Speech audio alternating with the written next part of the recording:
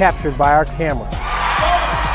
Treasure the highlights from the Summit Athletic Conference this season, or complete games live or on demand.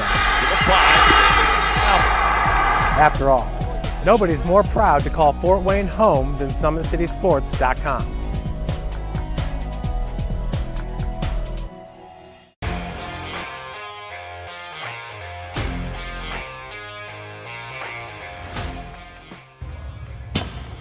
I like to stay active. I try to come in here at least 3 times a week and just get my 1-hour workout in. Since September, I think I've put on 22 pounds of muscle. I think my vertical has gone up plus 5 inches. I've gotten a lot faster since then too. I can hit the ball further. In football, I can push people around more. It's basketball easier too. Just being stronger just makes everything easier. Brandon started with gym rats basketball training. After one of the sessions, he came up to me and he wanted to know if he could do more. So Brandon started the EDGE program in November, in addition to the club training he was doing, because it offers personalized programming for his athletic goals. PSN Performance uses a long-term athletic development pyramid. At such a young age, it's really good for Brandon to set the foundation of athletic development. Since he is in season all year round, he has to be ready for all the physical demands. So he does a lot more strength training, just because in basketball he sprints and cuts a lot. In baseball he's doing a lot of sprinting. In football he does a lot of sprinting and jumping. So preparing him to withstand the physical demands of those games, he does a lot more strength training. I like all the lower body stuff the best. I do goblet squats, split squats, back squat, front squat, a lot of those. Tyler knows what's best for me. He always points me in the right direction. He just pushes me to go harder every day.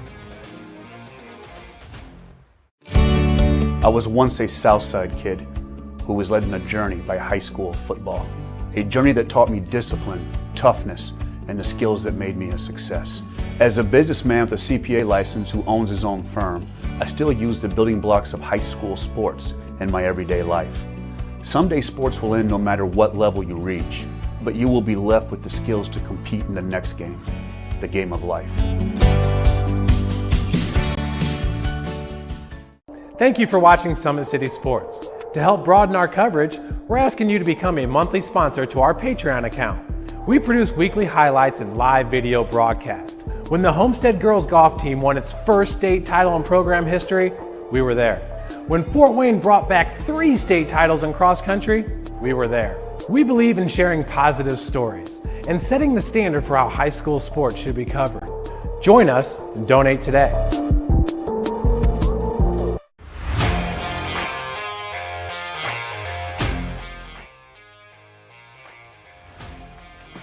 I just want to be the best in basketball. So I want to be the greatest of all time to play women's basketball. So I just know there's people out there working just as much as me. So I just want to keep working hard and keep that intensity going. And so one day I can pursue my dreams of being in the WNBA and playing overseas. So I just want bigger things to come in my life. I remember when I started in March, she could do 0 pull-ups. She did have a great 25-inch vertical when she first started. She only weighed 150 pounds. One of our main mottos is do the simple things exceedingly well, and that's where we started. So we started the foundation, building her base, and now we've got to basically the peak of our pyramid of things that we can do with her. So we didn't skip any levels, we did all the basics, and she got really, really good at them, and that's what's led her to become as great as she is at basketball and performance. I've watched her grow, the confidence-wise, the strength-wise, the jumping ability, her footwork. It's really amazing to kind of watch for a girl her size, being 6'3", 6'4", to move like she can move and do the thing and be as agile as she is, along with the strength. Here at Always 100, we have different things that we provide each week with our elite training, working on things that can help them get a scholarship in the future if they don't have one right now. Watching skill development, helping kids get better, understanding what it takes to get to the next level. Catching and shooting, working on ball handling. In the last 5 years, we had over 200 kids that's able to play basketball at some places from the NAIA, Division III, Division II, or Division I level.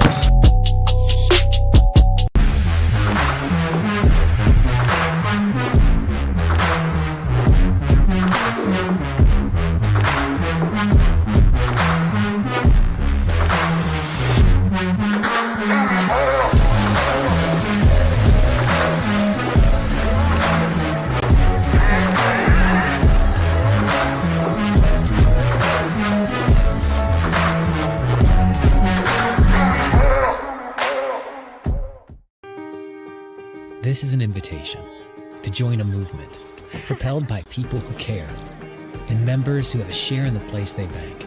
Good morning, Sam. So when you have the chance to get your first home loan, you know an expert will guide you every step of the way. Or when it's time to buy your new car, you'll be treated like more than just a credit score. Good news, ProFed can get you that payment. This is an invitation to a place where simply belonging can help enrich your whole community. ProFed Credit Union. You're invited.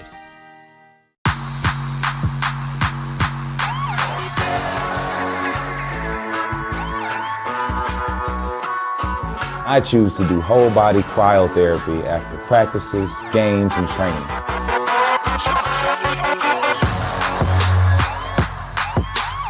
It reduces inflammation in my muscles and allows me to move more agile throughout my profession.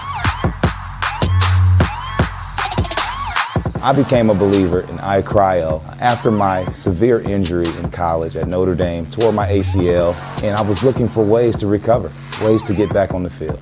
So I'm thankful for iCryo.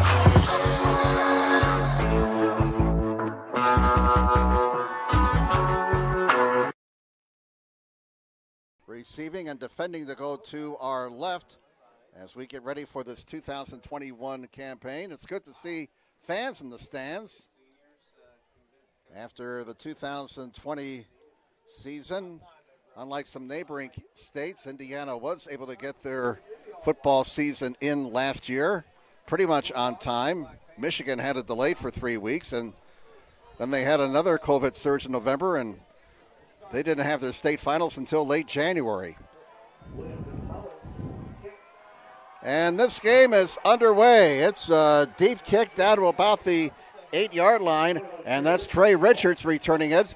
And Richards is brought down at the 22-yard line. That's how we begin. Tackle was made by, looks like, Jay Mayers. And Garrett will start at their own 22-yard line. Hardly any breeze here tonight. Whatever wind there is coming from the far side of the field. In fact, looking at Old Glory down here to our left, it's hanging rather limp right now.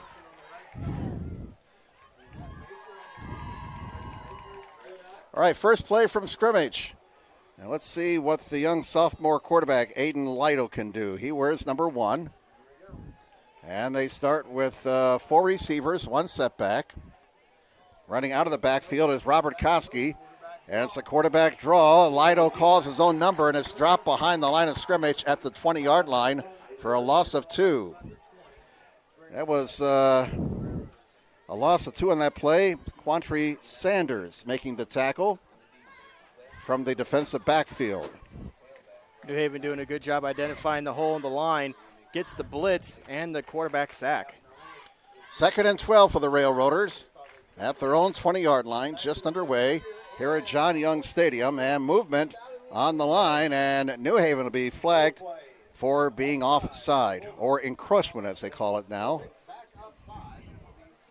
That'll make it 2nd and 7 for Garrett at their own 25-yard line. We have played 39 seconds. No score. 3 receivers, 2 to the near side, and they'll run it. It's Koski off the right side, and Koski gets about 3 yards to the 28-yard line. They credit the tackle to Chris Stewart. Garrett going without a huddle, and now they face 3rd down and 4 from the 28-yard line. Line the gain is the 32 for the Railroaders. 3 receivers, 2 to the near side. A bit of a mistime there on the snap. Lytle stays alive, but he is brought down short of the first down at the 30-yard line by Sanders. Sanders, one of the key returnees this year on the New Haven defense. Last year, he had 27 tackles, a sack, an interception, and 2 fumble recoveries. Bit of a lucky break there for the quarterback. Bobbled the snap, able to break the tackle and gain at least looks like about a yard or 2 maybe. Well, I don't see a punter out there. Of course, their quarterback, Lytle, doubles as the punter on 4th and 2, and he will get it out of there in a hurry and gets off a nice high kick. And nobody is back there for New Haven. This will take a nice bounce. And now it kicks back the other way, and it is brought down and dead at the 25-yard line. So Lytle with a nice punt there. Line of scrimmage was the 30, 20, 30. That's a 40, 45-yard punt by Lytle. Forgive me, folks. Sometimes I have to do the math out loud when you do your own stats. So New Haven goes on offense for the first time tonight at their own 25-yard line. No score. 9:54 to go in the opening quarter. We have an official timeout. And they're talking with Coach, I believe, Kyle Boer down here. And what this discussion is about, maybe it's a sideline warning, I don't know. But the message has been delivered, and we're ready to see New Haven snap the ball for the first time tonight. Jakar Williams, number 1, at quarterback. They'll go with 3 receivers, 2 to the right, 1 to the near side, 1 setback. No score in this game, just underway in New Haven. And a whistle blows the play down. And we have a false start against the Bulldogs. So that'll be their second penalty for 10 yards. That's a bit of a high snap, though, for the quarterback. You know, you were seeing some mistakes in the first 2 or 3 minutes that you will typically see in the first game. Timing just isn't there sometimes on opening night. Little things. So now New Haven will start at their own 20, 1st and 15. 9:53 to go in the opening quarter. No score. Garrett went 3 and out on their opening possession. Williams, play action, rolls to the right and throws, and the pass is dropped by an open receiver, James Hardy IV. So an incomplete pass brings up 2nd down and 15 for the Bulldogs at their own 20-yard line. Perhaps opening night jitters right there. We have to keep in mind these are 15, 16, and 17-year-olds, and I would imagine the butterflies are fluttering in a lot of stomachs right now. 2nd and 15 from the 20 for the Bulldogs. Williams to the air again. He's looking for a man and loads it up and throws one deep downfield, up for grabs. Incomplete. Sensational defensive play by Zach Warfield, number 3 for Garrett. Yeah, that was great positioning there. Got inside the receiver there, able to knock it down without drawing a pass interference flag. So 3rd and 15 now for New Haven at their own 20-yard line. A penalty and 2 incomplete passes. Nick Miles was the intended receiver, and Warfield, the 5'11", 165 senior, stayed right with him. Line the gain is to 35 for New Haven. And a flag is down. Williams is down for no gain. This will likely be a false start against New Haven, and will bring up 4th down as Garrett will decline the penalty. Well, we got some youngsters on both sides, not quite in sync with everything here on opening night. 4th and 15 upcoming for the New Haven Bulldogs. And just like his quarterback counterpart, Lytle, Jakar Williams will do the punting duties for the Bulldogs. Last year, he averaged 25.5 yards a punt. His longest punt in 2020 was 51 yards. 9:22 to go in the opening quarter. Garrett should get some great field position here if things don't mess up for them. Again, hardly any wind. Flag is down. Williams gets off a good punt, and it's going to take a bounce for the Bulldogs inside the 40 and will roll dead at the 34. But now let's check out the penalty flag, because if this is against New Haven, Williams may have to do it again. That was a 41-yard punt. Looks like false start again on the Bulldogs. Wow. So that's 3 of them. Let's see if Garrett will make him punt it again. It looks like they are as the players head back downfield. Clock is stopped with 9:05 to go in the opening quarter. Somewhat stuttering start here for the New Haven Bulldogs with penalties and drop balls. Definitely will help field position for Garrett, with the punt being even further back now inside the defensive zone for the Bulldogs.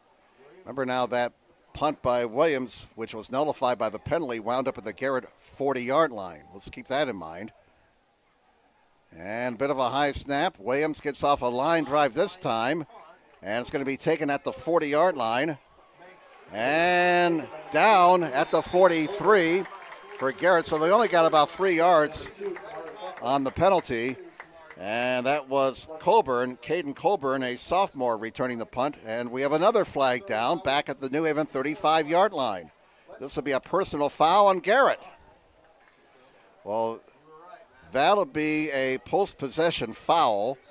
And so they will mark this off, I presume, from where the ball is spotted now at the Garrett 43-yard line. Well, Brandon, Garrett was looking at some great field position, but the penalty's going to move him back.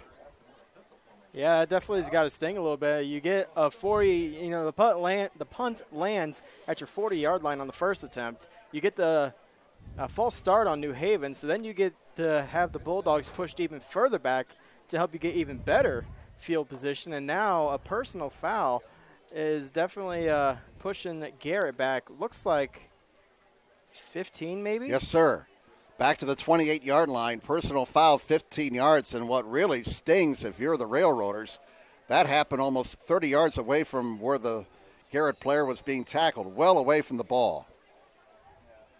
So that penalty for the Railroaders cost them a short field. They have to start at their own 28-yard line. Railroaders offensively went 3 and out of their opening possession, as did New Haven. 8:45 to go in the first quarter. No score. Aiden Lytle, the sophomore quarterback, takes the snap. He throws on the far side. He's got a man. And there goes Caden Colburn. And good yardage there for the Railroaders out to the 35-yard line, a pickup of 7.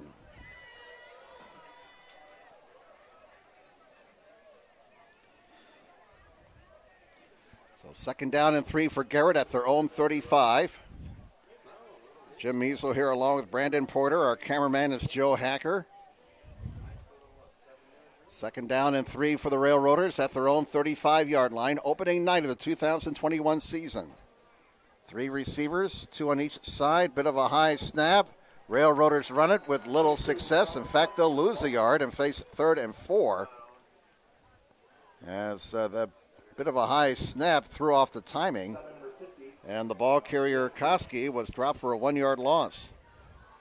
That was a great read by the defense of the Bulldogs, able to identify the runner, clog up the middle, not giving him any ground to move, and actually pushing him back. Well, Garrett's got 10 yards of total offense. New Haven 0 right now. It's been a defensive battle the opening portion of this ball game. There's a pass at the first down stick that's incomplete. Too low for the intended receiver, Colburn, and now 4th and 3 for Garrett. Actually 4th and 4 at their own 34. Yeah, he tried to slide to catch the ball, just too low, and it slides right out of his arms. Line the gains to 38. Lido again serves as their punter.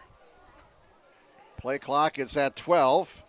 8:02 to go in the first quarter, no score. Lido's looking at his wristband like he wants to run a play here. Now he drops back. And here is the punt. Gets off a high, short kick. It's going over the head of Clompton. He picks it up at the 15, makes a move to the 20, and is brought down to the 22-yard line. That's almost a 50-yard punt there by Aiden Lytle. New Haven will start at their own 23-yard line.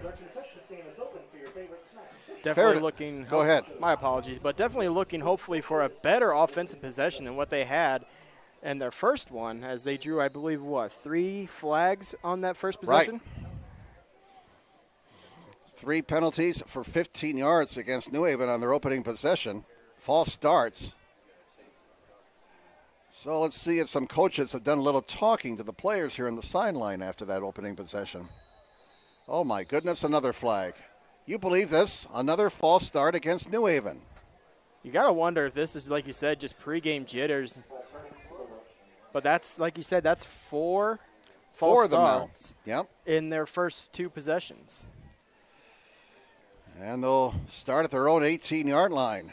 Right now, New Haven's kind of their own worst enemy. They're stopping themselves, Brandon. 1st and 15 at the 18 for the Bulldogs. 7:48 to go in the opening quarter. And they will run it. No flags this time. And the running play is stuffed. Absolutely stuffed. Sanders dropped for a loss. Carson Harder and company in on that tackle. Harder, senior linebacker, 6'1", 190 pounds. Loss of 5 yards on that play.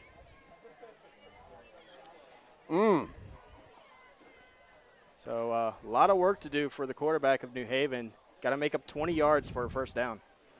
2nd and 20 for the Bulldogs at their own 13. Clock moving, 7:10 to go in the opening quarter. Hardy now lines up at the left side of the line, number 85.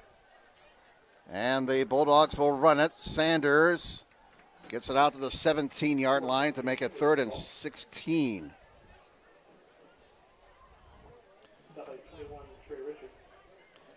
Got to wonder if they're going to look at a pass play here. Running out of options. Got 3rd down and 16 to go. You're not even back to where your initial flag was.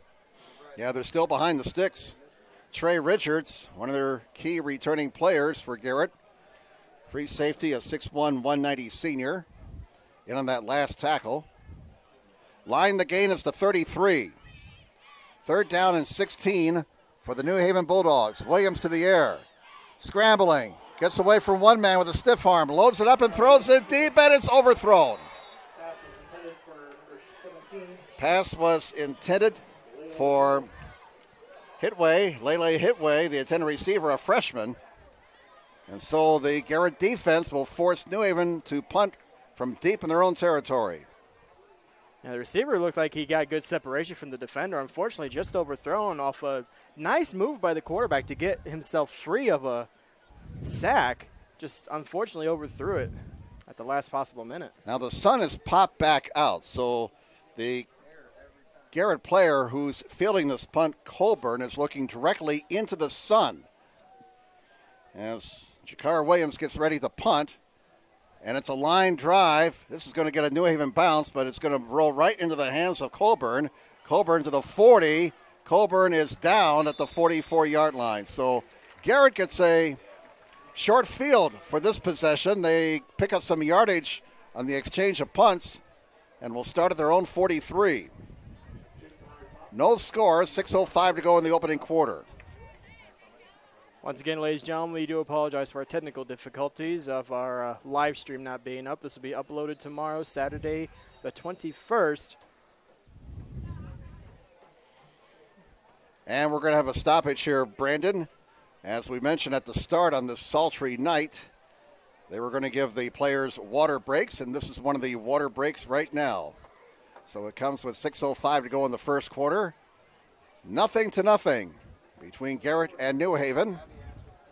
And we'd like to thank all of our sponsors who are with us again this year on SummitCitySports.com. And Brandon will tell us about some of them. Well, at ProFed, you are invited to join them where they get to know you to better serve you. Sign up online in 5 minutes or stop by a local branch. Join ProFed today, and together you can start owning your financial future at ProFedCU.org.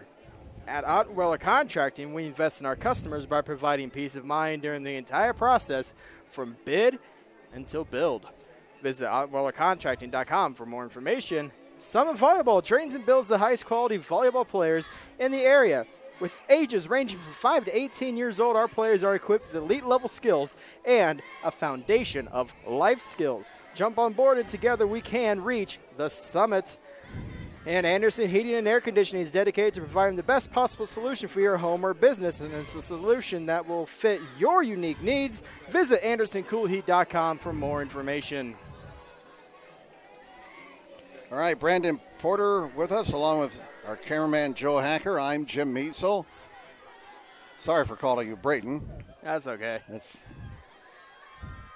my age, I have to write things down. 1st and 10 for Garrett at their own 43-yard line, and they'll run it on first down. That's Robert Koski carrying the ball for a couple of yards. Michael King in on the tackle for New Haven. The ball is spotted just over the 44. Let's call it 2nd down and 9 for Garrett. 5:43 to go in the first quarter. Very little offense so far and a lot of penalties. Garrett has a 15-yard unsportsmanlike conduct penalty that cost him good field position on a punt. New Haven has been penalized 4 times for 20 yards. 3 receivers for the Railroaders to this side, triples to the right. Here's a pass incomplete into the right flat as the pass from Lido to Koski missed connections, and now Garrett faces 3rd and long. Yeah, it looks like a miscommunication with the receiver, just a little bit ahead of him. I think he was expecting him to kind of angle up as he was getting ready to release it. That did not happen. Line the game for Garrett is the New Haven 47-yard line. 5:20 left in the first quarter, no score. And now 3 receivers, 2 to the near side. And Lido is under pressure, and down he goes at the 39-yard line. And a sack recorded by the Bulldogs defense. Gerald Jackson, 5'10", 225 senior. That'll be a loss of 5, and 4th down for Garrett, 4th and 14. Second sack of the night, I believe, for the Bulldogs. So quarterback's starting to maybe kind of wonder, where's the protection on that one? He just couldn't find a receiver. And eventually the pass protection broke down. So Lido again will punt it away. The quick kick in the air, another nice punt. And this will be fielded at the 17-yard line. Up to the 20, some running room. Looking for a block and a big play. Turned in by Kamari Clompton. A 22-yard return, giving New Haven decent field position at their own 39-yard line. Yeah, that was a very beautiful return there by the New Haven player. Finds the open in the coverage and is able to run it up. Trying to get a little airborne, too, to gain a couple extra yardage flying through the air. So the 3rd possession of the game for the New Haven Bulldogs. Looking for their first down. We've not had a first down in this game by either team. Williams going deep, and he overthrew his receiver again down the nearest side. That brings up 2nd down.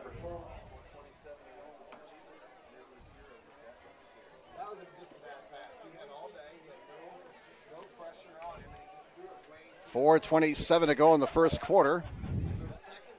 No score. 2nd down and 10 for New Haven at their own 39-yard line. We're a little bit hesitant on the name of number 12. He's not listed on the roster, and so we'll have to check to see who that young man is.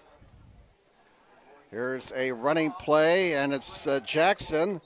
Jarrell Jackson carries the ball for the first time tonight, picks up a couple of yards to the 41, and that'll bring it 3rd down and 8. Carson Harder among the tacklers for Garrett, number 24. So 3rd and 8 for the New Haven Bulldogs. Line the gain is their 49-yard line. Under 4 minutes to play in the opening quarter. 3 receivers to the right, 1 to the near side. Let's see if Williams puts it up here. Now play action. He rolls to the right and throws, and he's got he missed him again.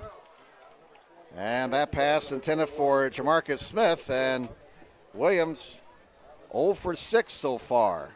So a tough start for that young man. Yeah, that one just down into the legs a little bit. Wonder if he kind of felt like he was getting rushed a little bit, threw it off balance. So we are still looking for our first down of the night. 3:43 to go in the first quarter, no score. Williams will punt the ball away.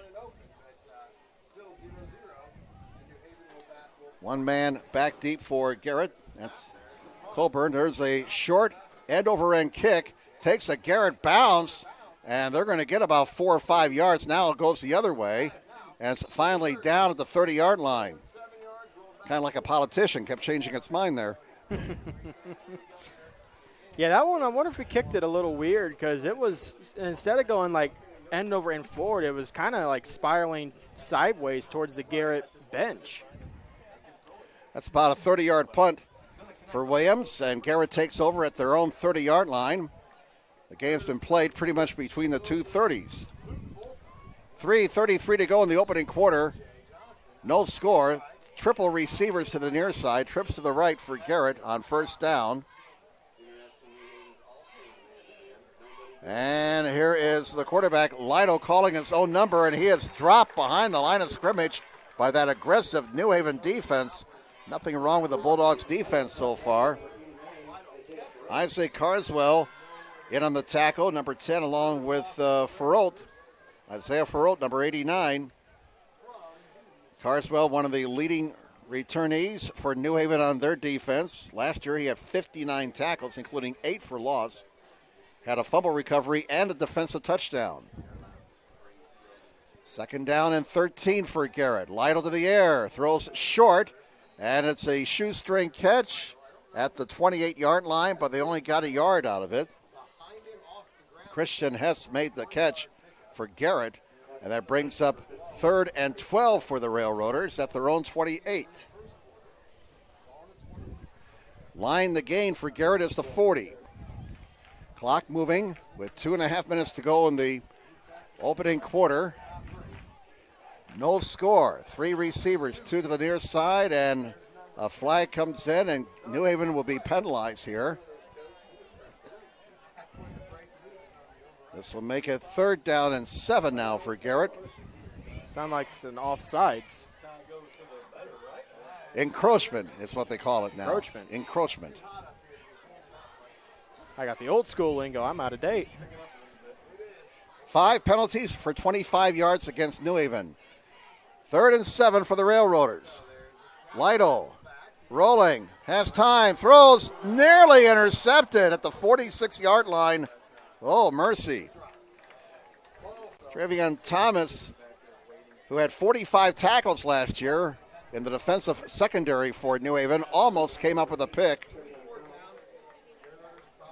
Lido unofficially 2 for 5 for 8 yards. And Garrett with 10 yards of total offense. I got New Haven with minus 4 yards of total offense. 4th down and 7. Here's the punt by Lido, and he gets off another dandy. Oh, you ought to kick this coverage, though. Lots of running room to the 30, to the 40, to the 42. Nice return by Clompton of 22 yards. And decent field position for New Haven. With 1:58 to go in the opening quarter.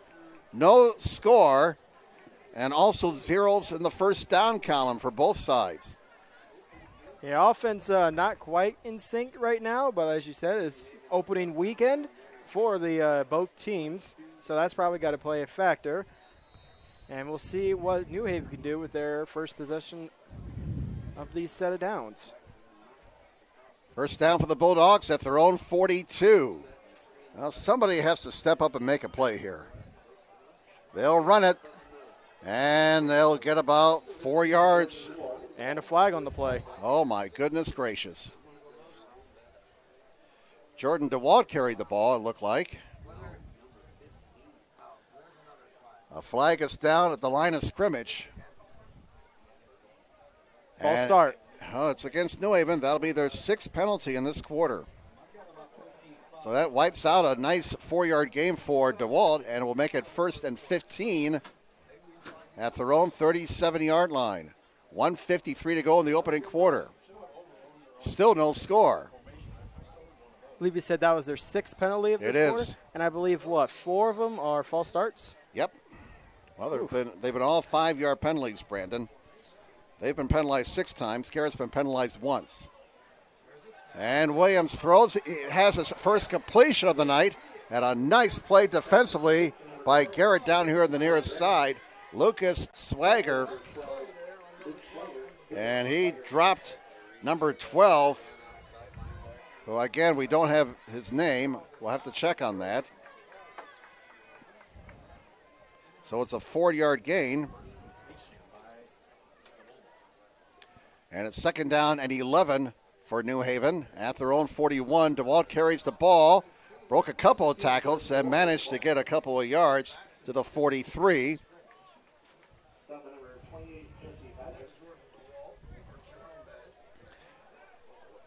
Cody Bickley in on that last tackle for Garrett.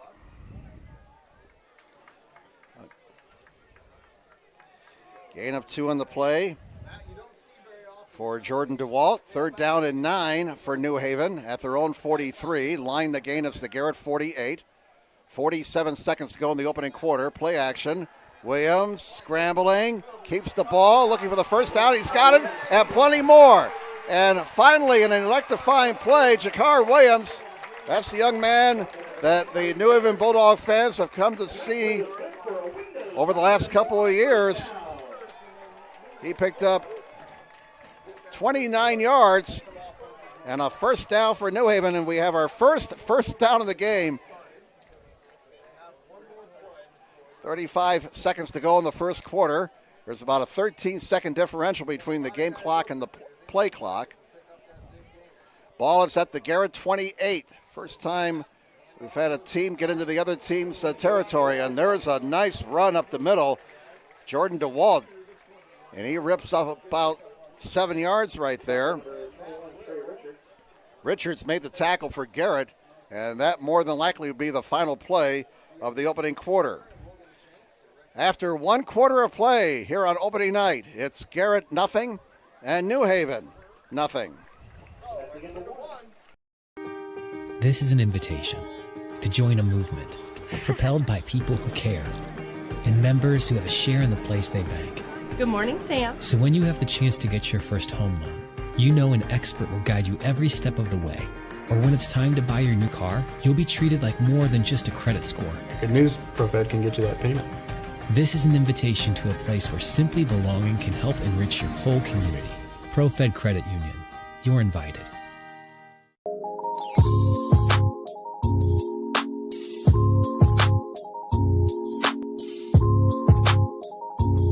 There are tons of benefits to using compression therapy, but my favorite are speeding up muscle recovery, reducing swelling and inflammation, and improving my athletic performance.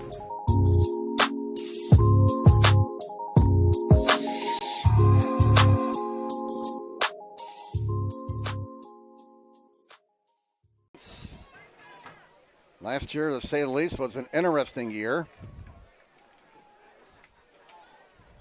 And this year, we are starting with fans in the stands. They were told before the game to socially distance and stay with members of their household.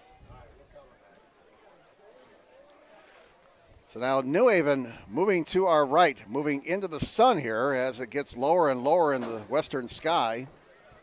85 degrees at game time. Weatherman said that we're supposed to get down to around 70 by the time the game ends. A big 29-yard run by Jakar Williams setting up the scoring opportunity for New Haven. They face second down and 3 from the 21 of Garrett as we start the second quarter. And it's a running play for a first down as Sanders carries the ball, and looks like now New Haven starting to get a rhythm going here. Not shooting themselves in the foot like they did throughout the opening quarter. They're into the Garrett red zone. First down for the Bulldogs. That's their second first down on this possession. Just underway in the second quarter, no score.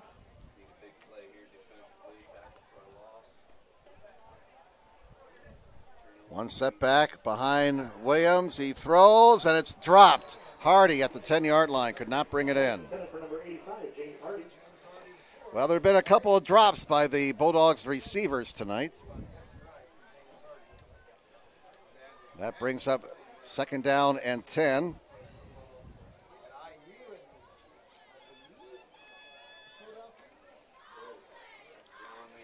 2nd and 10 for New Haven. The ball is at the 18-yard line of Garrett. Jakar Williams takes the snap. He throws, and it's going to be overthrown, incomplete. Mylan Graham, we are told now. He was listed as number 3 in the program, but he is wearing number 12 tonight. So we got that straightened out. Graham is wearing number 12. Graham is a sophomore, 6'1", 150 pounds. 3rd down and 10 for New Haven. Line the gain is the Garrett 8. They're in 4-down territory, you would presume. And they'll keep it on the ground on 3rd and 10 and pick up 5 yards to make it 4th and 5.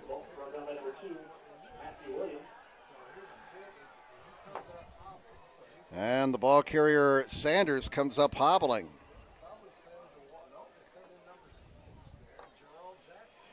Jarrell Jackson checks into the ball game now, number 6 for New Haven. And it looks like the Bulldogs will go for it here. Line the gain is the 8. 4th down and 5 for New Haven. 10:45 to go in the opening half. Williams will throw under a rush. Stays alive. Scrambles. And is brought down short of the first down. Fumbles the football. He is short of the first down, so it doesn't matter. But the fumble recovered by Lucas Smiger. And Garrett's defense turns New Haven away in the red zone. We are still scoreless with 10:36 to go in the first half, and Garrett hanging in there. They got a lot of guys back from last year's team, and they remember the spanking they took from New Haven last year on opening night, 47-21. And the longer they hang in there, the more confidence Garrett will have. A lot of people thought that this would be a W for New Haven, but Garrett playing well so far, hanging in there, I should say. And there's a snap that was not accurate, and Lytle has to fall on it back at the 7-yard line, so they lose 4 yards. There's some ugly offensive numbers on both sides right now. The ball is back at the 6. 2nd down and 15 for Garrett. New Haven's defense looking to get a stop deep in Garrett territory, get the ball back for the offense with a short field. Lytle may be checking off here. Plenty of time on the play clock. 6 seconds, 5 seconds. He looks back, and now the Railroaders will take their first timeout. So the clock is stopped. 9:55. You're good at basement basketball.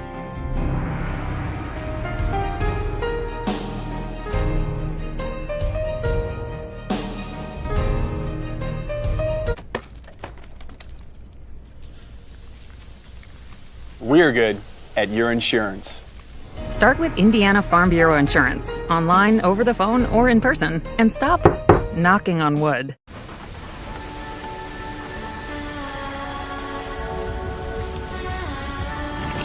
You're good at keeping the car clean.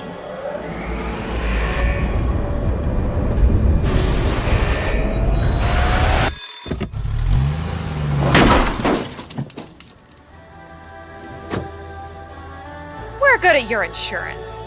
Start with Indiana Farm Bureau Insurance, online, over the phone, or in person, and stop knocking on wood. Years.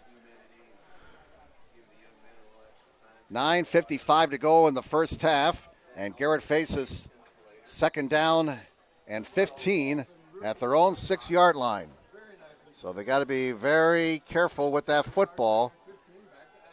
They will run it. A conservative call there and no gain. That'll bring up 3rd and 15. And smelling out that play for the New Haven defense was DeWalt. Jordan DeWalt, the junior, with a fine play there. Koski stopped for no gain. So Garrett needs the 21-yard line, and they face 3rd and 15. Let's see how the Bulldogs defense plays this. Looks like they're going to rush 4 and drop 7. Lytle maybe checking off here. And they run it. Trying to fool the New Haven defense. Well, they didn't fool them very much. They got about 4 yards as Lytle kept it, and it stopped at the 10-yard line.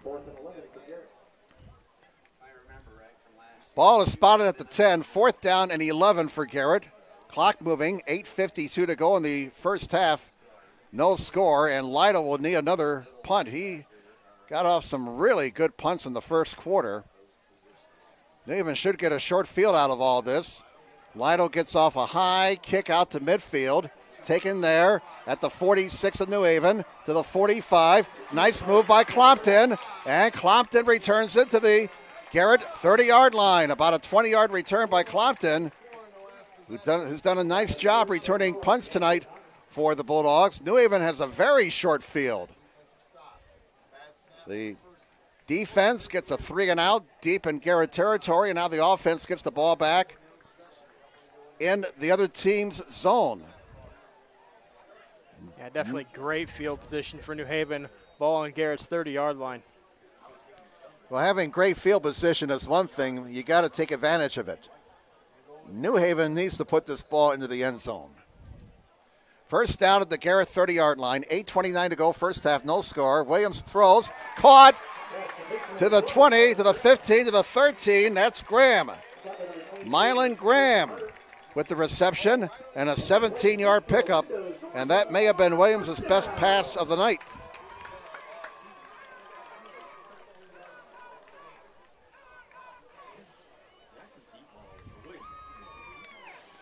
Ball is at the 13-yard line of Garrett.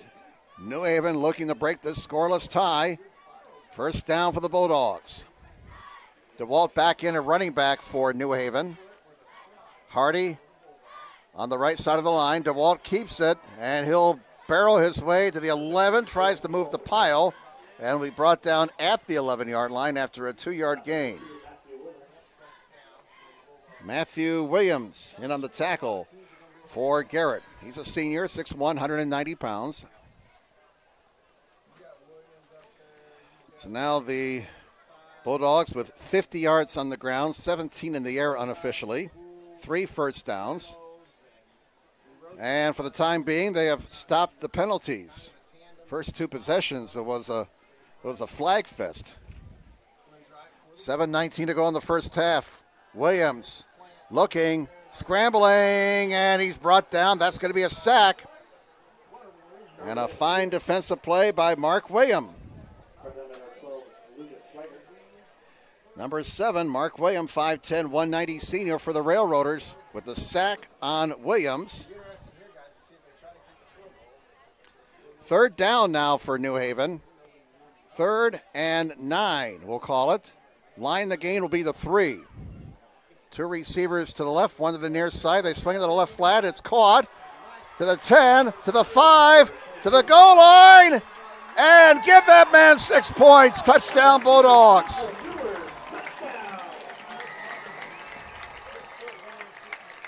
Nick Miles with the touchdown reception.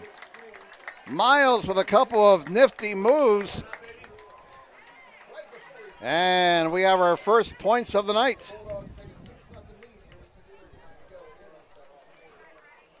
A 12-yard touchdown pass. Williams to Miles. The extra point attempt coming up by Will DeCid. Graham will hold. Graham has to run with it. Graham looking for the pylon. Did he get there? No, he did not. Boy, that poor official down there. He had about 3 or 4 guys coming at his legs, and he had to make the call while trying to get out of the way and not get himself hurt. But he hung in there. He's tough. He's a referee. And it's 6-0 New Haven with 6:39 to go in the first half. Very interesting decision by New Haven to go for the I'm Matt Wolford, president of the IHSAA Foundation, and we need your help. We need your help so the youth of our community can develop advanced leadership skills. We need your help giving high school administrators and coaches the instruction and insight they need to be better role models and teachers. To learn more or to make a tax-deductible contribution, go to ihsaafoundation.org. You'll not only be contributing to the foundation of the IHSAA, you'll be contributing to the foundation of our community.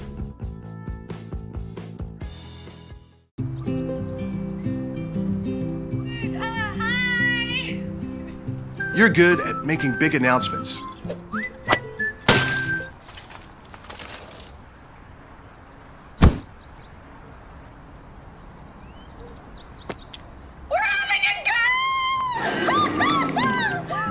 We're good at your insurance. Start with Indiana Farm Bureau Insurance, online, over the phone, or in person, and stop knocking on wood. It's now before 8:30. So that's another indication summer is going away, the earlier sunsets. By the time the second half rolls around, we should be pretty much in dusk. Here's the kickoff, and it's a good one down to about the 5-yard line. And here comes Coburn. Coburn is dropped inside the 17-yard line. You know, Kurt Gowdy used to say anytime the kick coverage team can keep the receiving team inside the 20, they did their job. So Garrett will start deep in their own territory. Now New Haven with the edge and field position here in the second quarter. They are on top 6-0 with 6:33 to go in the first half. Garrett will start at their own 17-yard line. Now they have to respond following the New Haven touchdown. New Haven's defense has been very good so far. Very aggressive. Lido looks like he's checking into another play here. Under 10 on the play clock. And here is a handoff and running room. Look out, Koski. A big play for the Railroaders. Koski rumbling, bumbling, stumbling for 15 yards. And there's the first down for Garrett. That was a great run there. Able to find the hole, gets through. He almost broke the tackle, to be honest, but it looks like he just kind of got tripped up at the last instant before he broke it. Otherwise, he might have been gone. So Aiden Lido checked into a play that worked. He's back to throw on first down. Has a receiver who sat down in that zone, and another first down for Garrett. As all of a sudden, they are matriculating the ball down the field. Elijah Johnson with the catch, and that's a pickup of 14 yards. Lido threw that ball with confidence. First down, Garrett. They're out to their own 45-yard line. As the Bulldogs put together some offense for the first time tonight. Clock moving, 5:42 to go in the first half. Garrett has 2 timeouts left. New Haven has all 3 of their timeouts remaining. Koski for a yard. And that'll bring up second down and 7. Let's pick out a number here. Farad was in on the tackle, number 89, Isaiah Farad. Koski now 20 yards on 6 carries. Second down and 9 for Garrett at their own 46. Clock continues to move, 5:12 to go in the first half. New Haven on top, 6-0. 3 receivers, 2 to the near side, 1 to the right, 1 setback. And it's a handoff. Koski's got running room again off the left guard, and he's down to the 48-yard line. So they have found something off the left guard in a couple of plays on this possession. Alex Barrera, number 24, and number 7, Chris Stewart, in on the tackle for New Haven. Let's give Koski 6 more yards. And after a very jittery start by both teams, now both squads have settled down. We're seeing some good football here in the last few minutes.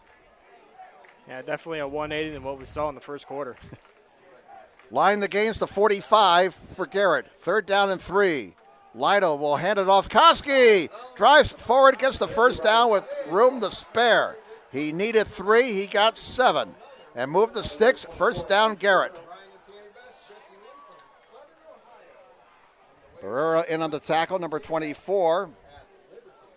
But now the Railroaders have found a way to get Koski running downhill. Robert Koski, number 22, he's a junior, 6 foot, 195 pounds. First down and 10 for Garrett at the New Haven 41-yard line. Under 4 minutes to play now in the first half. New Haven 6, Garrett nothing. But Garrett is moving the football. Koski again, not this time. Nope. Jarrell Jackson came in there clean as a whistle. Somebody missed number 6. That had to be a missed blocking assignment right there. It looks like it's going to be a loss of 3 on the play. So second down and 12 now. Dre Brooks checks into the ball game at 6'2", 325, number 66. As the Bulldogs coaching staff trying to get some fresh guys into the ball game on this sultry night. 3:12 to go in the first half. Lido being rushed, throws, he's got a man. Hess to the 30. Hess the first down inside the New Haven 30 to the 25-yard line. That was a great recovery there by the Garrett quarterback. Looked like he was about to be sacked, able to get the ball off and received there by number 15 for Garrett. Christian Hess. Christian Hess, that was a great catch. As he had to kind of read how the quarterback was moving because, as I said, the quarterback was trying to avoid being sacked at the time. 4 first downs for Garrett in this possession. They keep it on the ground. Why not? Koski, again, they have found something between the left guard and center on this possession. Koski ripping off 6 more yards. And now Garrett is into the New Haven red zone as they look for a tying score. Maybe they're looking to take the lead if they get the conversion. Down to 2:40 left in the first half. Garrett still has 2 timeouts remaining on 2nd and 4. It's Koski. Koski has stopped short of the first down at the 17-yard line. Isaac Carswell making the tackle for New Haven.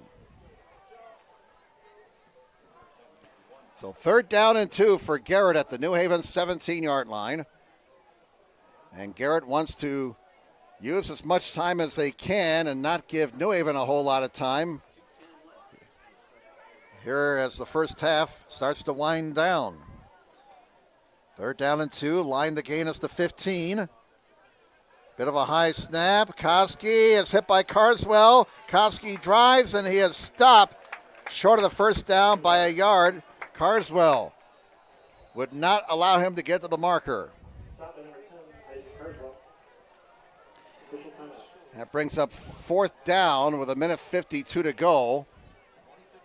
And unfortunately, we have a shaken up player for the Garrett Railroaders. So this comes with 1:52 to go in the first half. New Haven on top.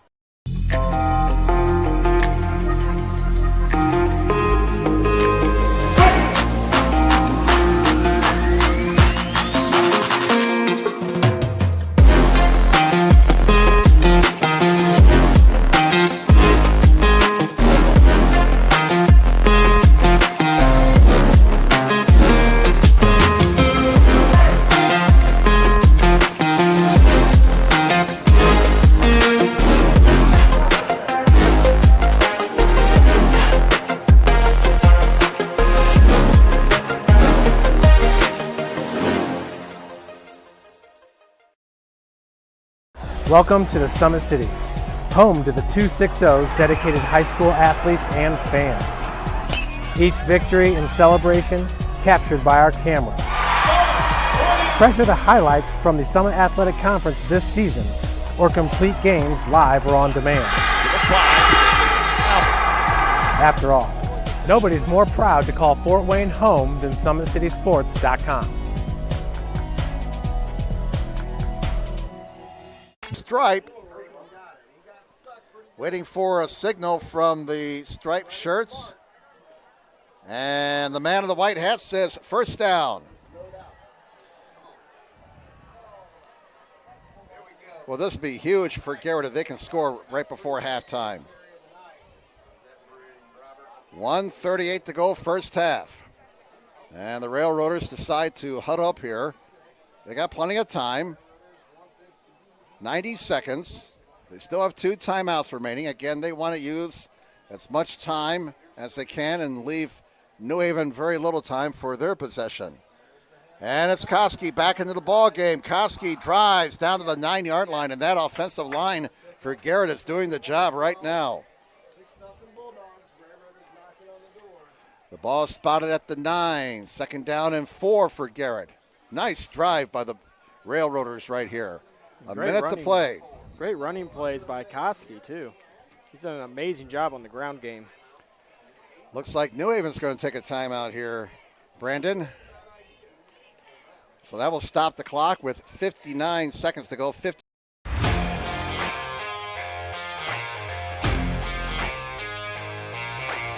I came into PSM my freshman year after volleyball. Just coming here just really improved mentally and physically. I brought in my strengths. I came in and I learned how to grow as an athlete. I mean, I've gotten stronger, sprint faster, get up higher. My jump has elevated.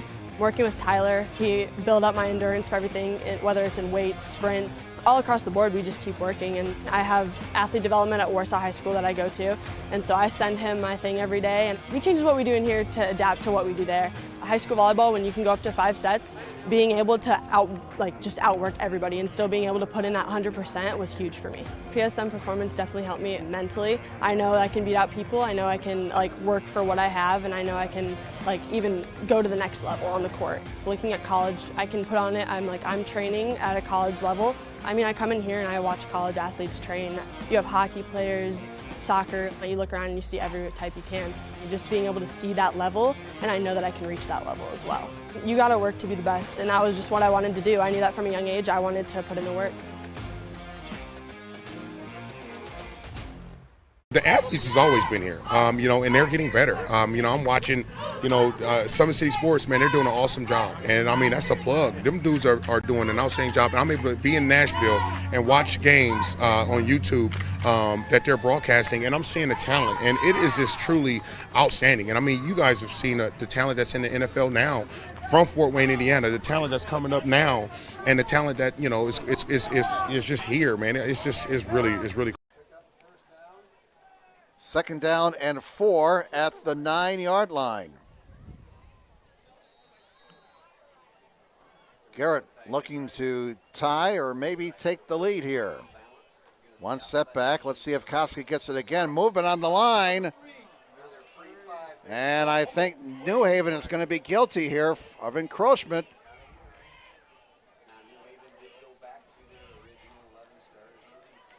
And we're waiting for the mark-off here. That'll be a 1st down for Garrett. 1st and goal. That's the 7th penalty against New Haven. All of them 5 yards. So 7 penalties for 35 yards against the Bulldogs. Coming to you from John Young Stadium tonight at New Haven High School. 59.4 to go.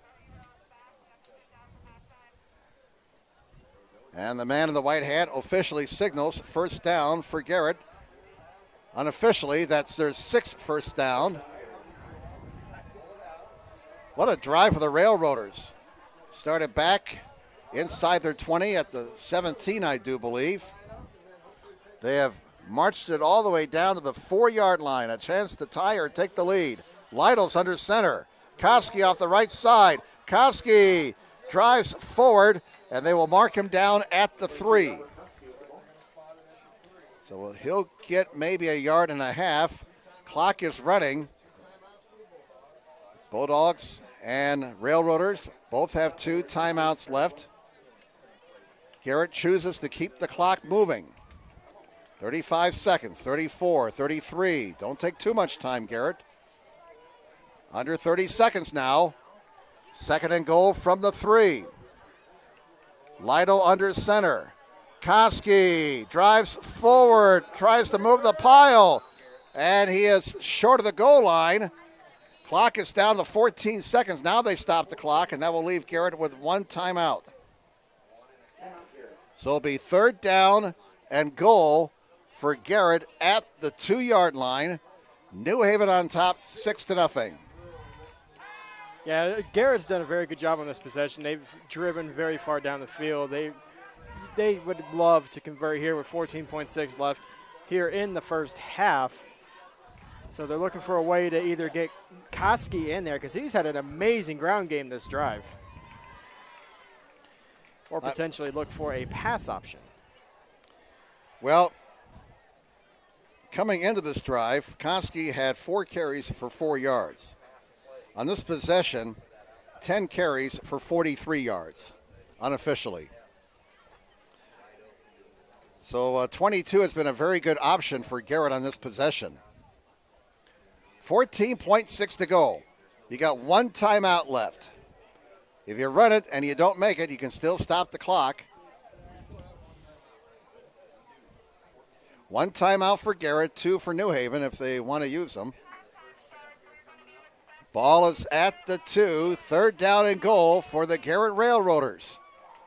Trying to tie this game up. Last year, New Haven won 47-21, but Garrett has come here to play tonight. 3rd and goal. Big play right here. Lytle will go under center. Koski, the lone setback. 2 receivers to the right. And it's Koski up the middle, looking for the goal line. Driving. Did he get in? Give that man 6 points. And Garrett has tied the game. With 8.5 seconds to go in the first half, Robert Koski, boy, did he earn that touchdown. That was his 11th carry on this drive. And now, the extra point attempt, Chase Leach. Leach, a 5'10", 170 junior, will try and give Garrett the lead. And it's a good snap. It's a good spot. And it hit the upright. Whoa, in the words of longtime Detroit Red Wings broadcaster Bruce Martin, he hit the goalpost. You're a hockey guy. You know what I'm talking about. Oh, yeah. Iron unkind on that one.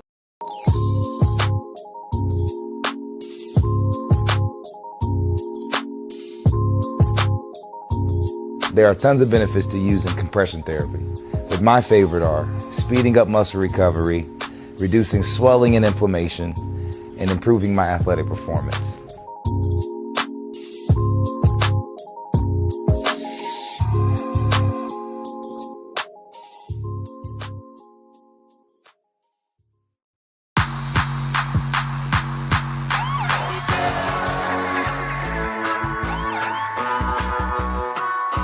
I choose to do whole body cryotherapy after practices, games, and training.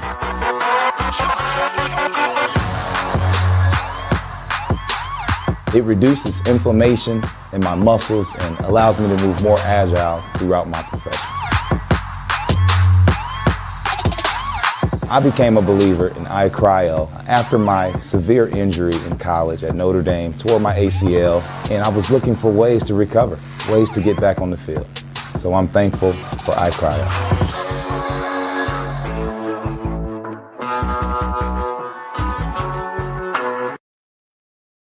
Braden Kennedy, a sophomore, will kick for Garrett. 8.5 seconds to go, and he'll just squib it. And the ball is free. That ball is fumbled and covered up by New Haven with 5.5 or 5.2 seconds to go in the half. And so New Haven will get 1 snap here. Looked like Josh Hayward covered up on the fumble. The Hail Mary? Well, why not? You got a kid like Williams who has a cannon for an arm. You got talented receivers. You might as well try something. Maybe you can get an interference call and get a free snap. Let's see what the Bulldogs want to do here. Ball is at the New Haven 34-yard line, 5.2 to go. And 6 defensive backs, we're told, are in the game for Garrett. They'll rush just 3. Williams throws short. It's caught at the 40, to the 50, and to the 45, and that is how the first half will end, as the reception was made by Corin Harris for a pickup of 21 yards, and the first half has come to an end. New Haven will get the ball to start the second half. Your score at halftime, the Garrett Railroaders 6 and the New Haven Bulldogs 6. Welcome to the Summit City. home to the 260's dedicated high school athletes and fans. Each victory and celebration captured by our cameras. Treasure the highlights from the Summit Athletic Conference this season, or complete games live or on demand. After all, nobody's more proud to call Fort Wayne home than SummitCitySports.com.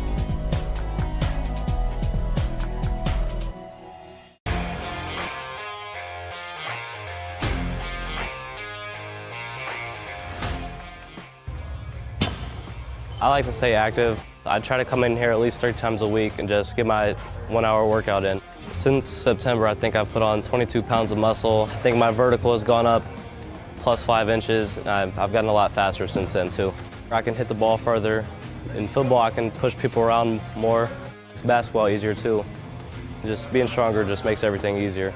Brandon started with Gym Rat's basketball training. After one of the sessions, he came up to me and he wanted to know if he could do more. So Brandon started the EDGE program in November, in addition to the club training he was doing, because it offers personalized programming for his athletic goals.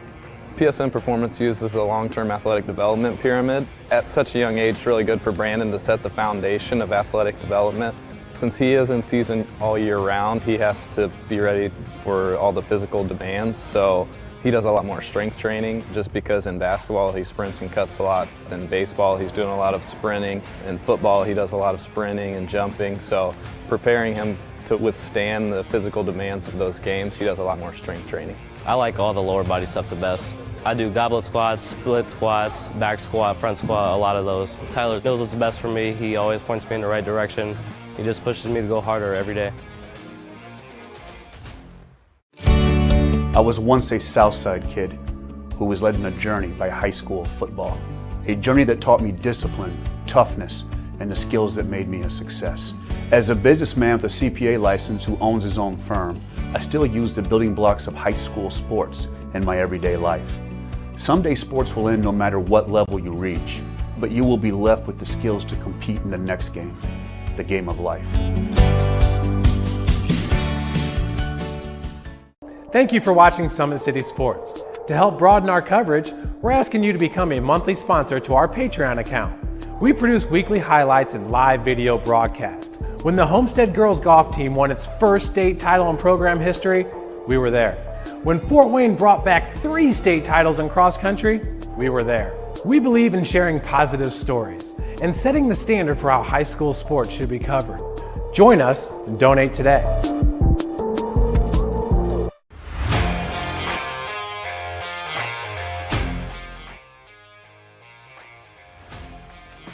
I just want to be the best in basketball. So I want to be the greatest of all time to play women's basketball. So I just know there's people out there working just as much as me. So I just want to keep working hard and keep that intensity going. And so one day I can pursue my dreams of being in the WNBA and playing overseas. So I just want bigger things to come in my life.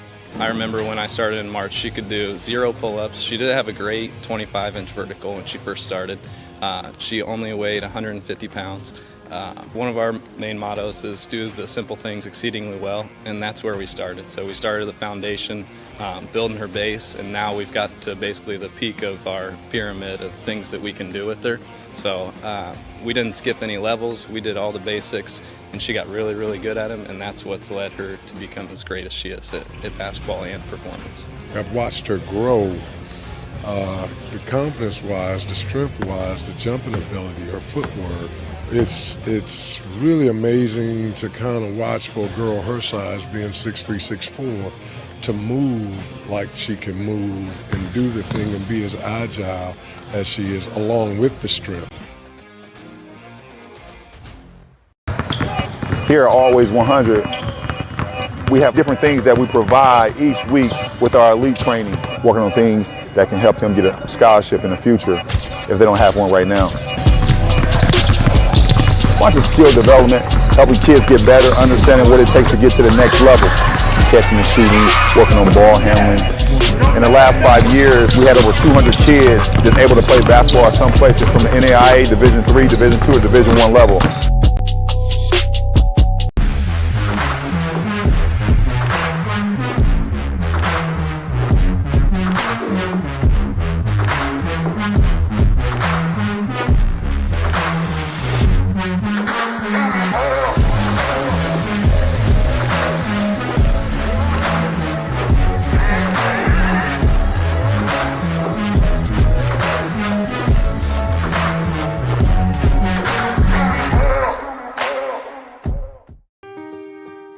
This is an invitation to join a movement propelled by people who care and members who have a share in the place they bank. Good morning, Sam. So when you have the chance to get your first home loan, you know an expert will guide you every step of the way. Or when it's time to buy your new car, you'll be treated like more than just a credit score. Good news, ProFed can get you that payment. This is an invitation to a place where simply belonging can help enrich your whole community. ProFed Credit Union. You're invited.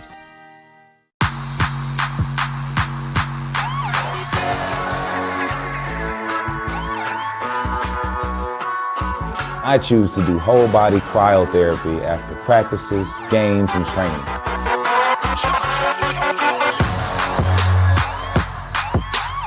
It reduces inflammation in my muscles and allows me to move more agile throughout my profession. I became a believer in iCryo after my severe injury in college at Notre Dame, tore my ACL, and I was looking for ways to recover, ways to get back on the field. So I'm thankful for iCryo.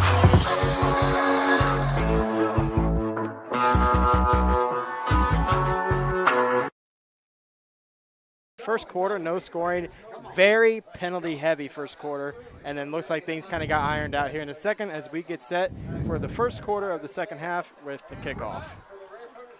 Kennedy kicks it short, and it's taken at the 25-yard line to the 30, to the 35, and to the 36-yard line. One of the upmen for New Haven, and that looked to be number 8, Trevian Thomas. So first down for the Bulldogs at their own 36 as we start the second half. Jakar Williams started to get on track on the touchdown drive for New Haven. Williams passed it for 62 yards in the first half. Bulldogs rushed the ball for 50 yards, 112 yards in total yards for New Haven. They'll swing it out. Oh, a miss on the opening play of the second half. That'll bring up second down and 10. Miles, the attendant receiver there. New Haven penalized 7 times for 35 yards in the first half. They committed the only turnover. Well, that was on a fourth down play in which they were stopped short of the first down. Garrett, 42 yards rushing, 40 passing, 82 total yards, 1 penalty for 15 yards. No turnovers for the Railroaders in the opening half. On second and 10, the Bulldogs run it only for a yard or 2, and that'll bring up third down and 8 as Gerald Jackson was stopped by the middle of the Garrett defensive line, just 1 yard for Jackson. Yeah, you're down to third down. You've only gained a yard on the play, so not a very strong opening drive here in the second half for New Haven. Line the gain is to 46 for the Bulldogs. They face third down and 9. 11:17 to go in the third quarter. We're tied at 6. Williams, play action fake. He'll call his own number and is dropped for a loss. That's going to be a sack. The Garrett defense smelled that play out. And Jesse Badger, one of their returning seniors at defensive tackle, 5'10", 200-pound senior. He stayed home and made the stop on Williams. New Haven with a 3 and out to open the second half. Williams will have to punt the ball away. Again, the wind is not a factor. The sun has left us. And now we got a nice moonrise over here to our left. Play clock's down to 2. It's down to 1. They barely got it off. A low snap, and it's a line drive punt. It will take a neutral bounce. Now it takes a Garrett bounce, and they will get the ball at their own 36-yard line.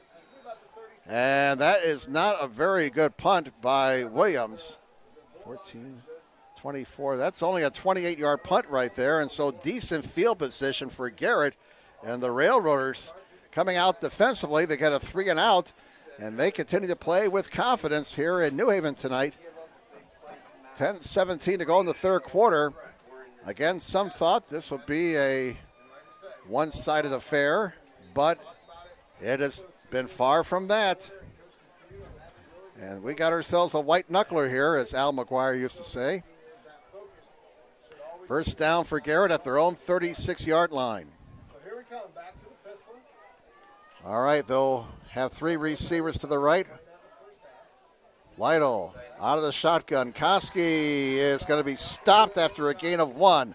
Obviously, the New Haven defense had to make some adjustments at halftime because Koski ran wild on them on their last possession of the opening half, which led to the Garrett touchdown. Chris Stewart made the tackle. Koski becoming a workhorse tonight, 16 carries for 50 yards. Now they say no gain. So let's call it 2nd down and 10 for Garrett at their own 36. 9:45 to go, third quarter. Lytle pumps and throws. He's got a man and a first down to the 50-yard line. Nifty move there by the receiver for Garrett, number 87, Luke Holcomb. Made a man miss. 14 yards, first down, Garrett. So it looks like Garrett's starting to get into the offensive groove now. 2 strong possessions so far back-to-back. We're at the tail end of the second quarter and now beginning here in the third. 7 first downs for Garrett so far compared to 5 for New Haven. Ball is right at midfield. First down for the Railroaders, dressed in their road whites, moving from right to left here in quarter number 3. 9:13 to go in the third. And Lytle keeps the ball. That may have been a busted play right there. And Lytle is dropped after a 3-yard gain. Lytle had to do some ad-libbing there, it appeared. Looked to be a busted play. Well, if it was a busted play, put it in the playbook. It got you 3 yards. 2nd down and 7 for the Garrett Railroaders. They're into New Haven territory. The ball is at the Bulldog 47. And with Garrett keeping the ball on the ground, they are keeping the clock moving. Basically, they're shortening the game here. Well, just as I say that, they'll pass it. Lytle throws, and it's a shoestring catch. Is it a catch? No, it looks like they're going to rule incomplete. Looks like he dropped it at the last second. All right. Colburn, the attender receiver.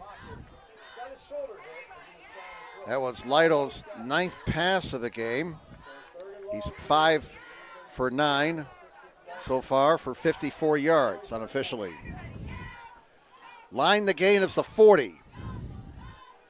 3rd down and 8 for Garrett. Clock is stopped on the incomplete pass. 8:32 to go, third quarter. Game tied 6-6. 2 receivers to the right, 1 to the near side. And it's a play action fake. Pass is caught by Hess. A first down for Garrett as Lytle with the play action fake hit Hess over the middle for 19 yards. And here come the Railroaders again.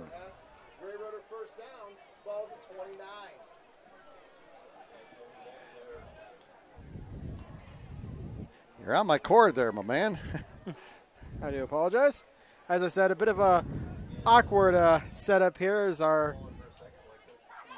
game isn't quite being live streamed. We'll get more into that here after this play. Running play, Koski. Big hole for Koski. Off the right side, down to the 20-yard line. And that Garrett offensive line establishing themselves once again. 9 yards for Koski. As I was talking about, we had some technical difficulties at the start, so this is not being broadcasted live. This will be uploaded tomorrow, Saturday the 21st. And we're in kind of an unusual setup here as we have our headsets being fed straight into our camera. So a bit of an unusual setup for our opening night broadcast. 2nd down and 1 from the 20. Lytle's going to throw on 2nd and 1. Oh, it's incomplete. And Hess, the attender receiver, that'll bring up 3rd down and 1. 3rd and 1. Well, actually, it's less than a yard. The ball is just shy of the 20-yard line. 7:24 to go, third quarter. Game tied 6-6. I bet you number 22 will get the ball here. He does. Koski breaks a tackle, got the first down. Did the ball come out? Let's see here. We're waiting for a signal, and the Railroaders got it back. Oh, my. Well, that turned into an adventure for Garrett, but bottom line, they got the first down. 9 first downs for the Railroaders. Koski, 18 carries for 61 yards by our numbers. And Garrett is into the New Haven red zone. The ball is at the Bulldog 18. And here is Lytle throwing into the end zone. Look out! Almost intercepted. And coming back to play defensive back and preventing the interception was Elijah Johnson. Clompton was there to pick it off, and Johnson broke up the pass. Clock is stopped with 6:54 to go in the third quarter. It's like New Haven defenseman's having some leg problems in the end zone over there by the far Parkview Sports Medicine logo.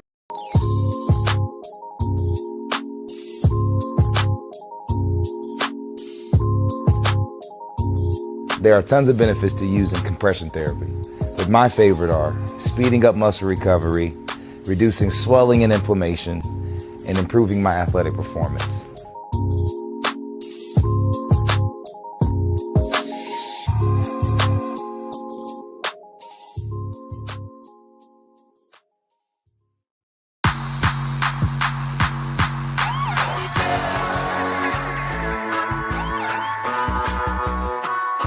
I choose to do whole body cryotherapy after practices, games, and training.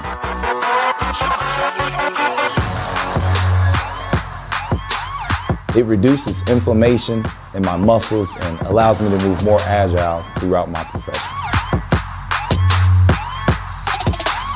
I became a believer in iCryo after my severe injury in college at Notre Dame, tore my ACL, and I was looking for ways to recover, ways to get back on the field. So I'm thankful for iCryo.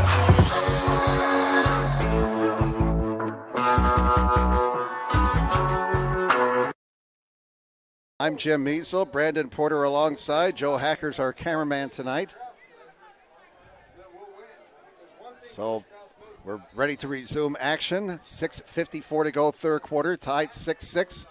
Second down and 10 for Garrett. The ball's at the New Haven 18-yard line. Railroaders looking to take the lead. Koski off the right side, 15-10.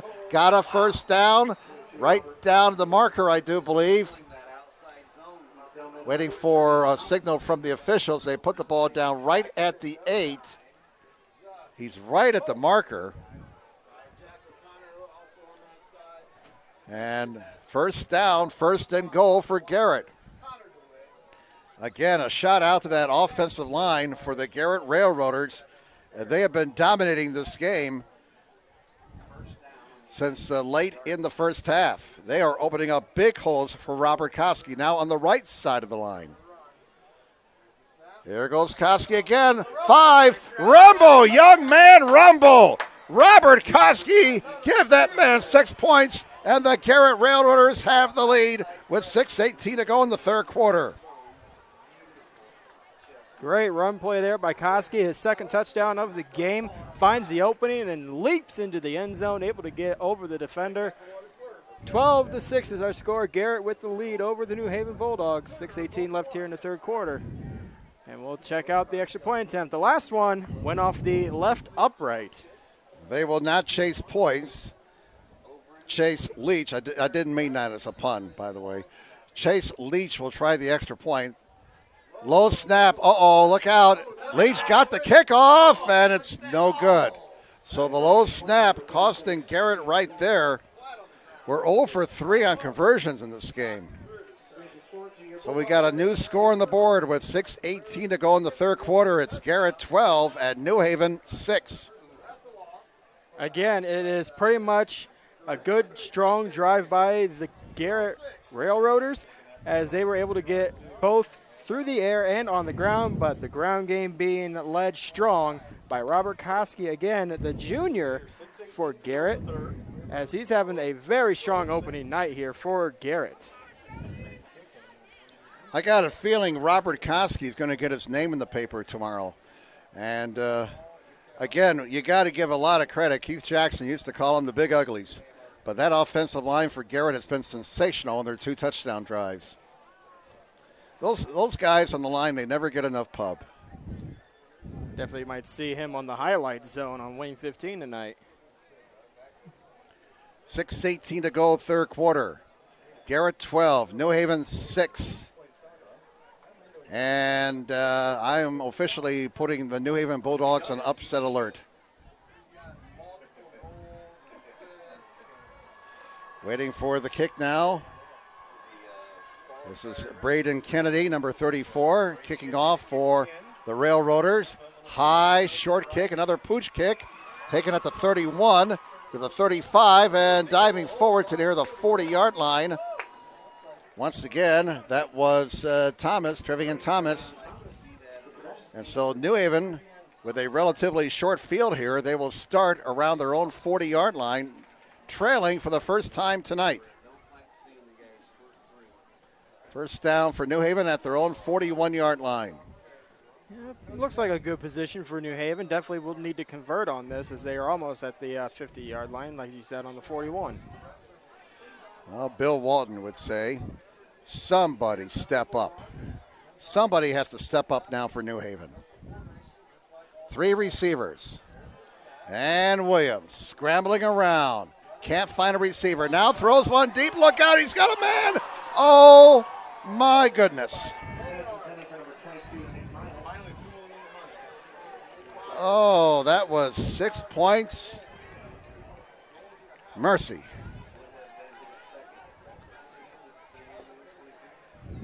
Very, very close there for the New Haven Bulldogs. Number 22 just looks like it just got out of his hands. Well, Nick Miles earlier tonight on the New Haven touchdown made a couple of nifty moves to elude defenders to get into the end zone. And, well, bottom line, it's 2nd and 10 now for New Haven at their own 41. Here's a swing. They come back to Miles. He's hit behind the line of scrimmage and dropped. A big defensive play by Garrett's number 12, Lucas Swagger. He read that play beautifully, and it's a 5-yard loss. Yeah, he didn't look. Oh my gosh, it didn't look like he even saw that defender right on him. I mean, he was looking right at the pass, and that defender was pretty much as close as we are, almost next to each other when he realized it was right there. Line the gain is the 49 of Garrett, 3rd and 15. Williams scrambling, looking for somebody, throws it up for grabs. It's going to be incomplete, nearly intercepted at the 15-yard line. And that'll bring up 4th down for New Haven. Zach Warfield almost came up with the pick for Garrett. So once again, it looks like New Haven entering the third quarter or the first quarter of the second half, struggling to get a conversion on their possessions right now as they have to come out and punt again. Well, Brandon, 2 possessions, 2 3-and-outs. And Garrett will get the ball back. A flag is down. The punt by Williams is a line drive to the 30. Still on his feet to the 33. Let's check out the penalty flag. This may be against New Haven, and we got a player for Garrett who is shaken up down here. That was the punt returner, Colburn. He's up. He's hobbling off the field. Another false start. This one's going to be declined by Garrett. They'll take the ball where it's at. First down for the Railroaders on their own 33. Clock shows 5 minutes and 14 seconds to go in the third quarter. The Garrett Railroaders leading the New Haven Bulldogs 12-6. It was published by someone locally that New Haven would win this game by 4 touchdowns. I just wonder if somebody posted that in the Garrett locker room with the highlight. Definitely would give them fuel to add to the fire, as a way to, let's prove this wrong. Don't forget last year, New Haven beat Garrett rather handily, 47-21. There's a lot of returning players for Garrett, and they remember getting beaten at home. Garrett will keep the ball on the ground. If it's not broke, don't fix it. Koski picks up 6 yards, or they're going to spot him down at the 38. So let's give him 5 yards. He's getting close to 100 yards. I got him for 84 yards on 21 carries. And he has been the bulk of the offense since Garrett got the ball following the New Haven touchdown. Ball's at the 38, 2nd down and 5 for Garrett. They lead 12-6. Koski opening off the right side. They got some seal blocks over there. And Garrett playing with enthusiasm. An 8-yard pickup. Another first down. Nice job on the right side of the Garrett line, as Coach Lombardi would have said. You got a seal here and a seal there. And you run the play in the alley. First down, Garrett at their own 46. They lead 12-6, and they're showing signs of matriculating the ball down the field once again. Here goes Koski. A flag comes in. Koski is down near the first down marker, but that nice run may be for naught, as there is a penalty flag back at the New Haven 48-yard line, and Garrett will be assessed their second penalty of the game. This will be for a hold from the spot of infraction. That stops the clock with 4:08 to go in the third quarter. The penalty will be marked off from the New Haven 48. That's where the hold took place. So put the ball back at the Garrett 42. We'll replay the down. It's 1st and 14. Just the second penalty against Garrett for 25 yards. 12-6. The clock starts up. Man in the white hat signals the timekeeper to start that clock up again. We're under 4 minutes to play now in the third quarter. 12-6 Garrett. Play action. Lytle rolling to his right, being chased. Throws on the run. He's got a man and a sliding catch just short of the first down marker on the far side at the 46-yard line. That'll be a 12-yard pickup. Richards, he can play offense too. He's a pretty good player on defense. Richards with the reception. 2nd down and 2. That was a great throw. Big gain for Garrett on that play, as they are within 2 yards of another first down. 2nd and 2. You can do a lot of things on 2nd and 2. Like run the ball. Koski moves the pile and gets a first down to the 40-yard line. 6 more yards for Koski. You know, I have to invest in a small lamp because these press boxes, I forgot, in the second half they keep the lights off. I'm having a hard time now. Well, I may have to get my smartphone out and use it as a little light. Oh, there you go. There you go. There you go. Do that too. All right. We're good. First down at the 40-yard line for Garrett. They lead 12-6. Lytle looks like he's checking out of a play here. New Haven shows a blitz. And the Railroaders keep it on the ground. Koski gets 9 more yards, and New Haven has not found an answer for Robert Koski. And he's over 100 yards. As you said, if it ain't broke, don't fix it. Koski is just leading the way right now for the Garrett Railroaders. Offensive drives. Well, we have an official timeout now. And what this is all about, let's see. Are they checking the chain? chain? The measurement. Oh, they're having a measurement here. All right. So the clock is stopped with 2:28 to go in the third quarter. Garrett's on top, 12-6 over New Haven. And they stretch the chains. And that's a first down for Garrett. They're 12th unofficially. So yet another first down coming off of a running play for Koski, as he's picked up, I believe you said, his 107th yard by your estimation for this game. Yep. He's carried the ball 24 times on a hot, sticky night. And remember, you know, he only had 4 yards rushing until about the midway point of the second quarter. Since that time, well, it's like trying to put out a forest fire with a squirt gun. There goes Koski again. My goodness. They can't stop him. This New Haven defense is getting eaten alive. Robert Koski continues to gash the Bulldog defense. A gain of 9 makes it 2nd down and 1, and Garrett is looking to extend their lead, make it a 2-possession game. Not only that, they keep running the ball, they keep the clock moving, and they're giving New Haven's explosive offense less and less time to get on track. 2nd down and 1. We're not keeping time of possession. Koski looks out. Is he going to make it? Looks like he is going to be stopped short of the 1st down. And he's about a half-yard shy.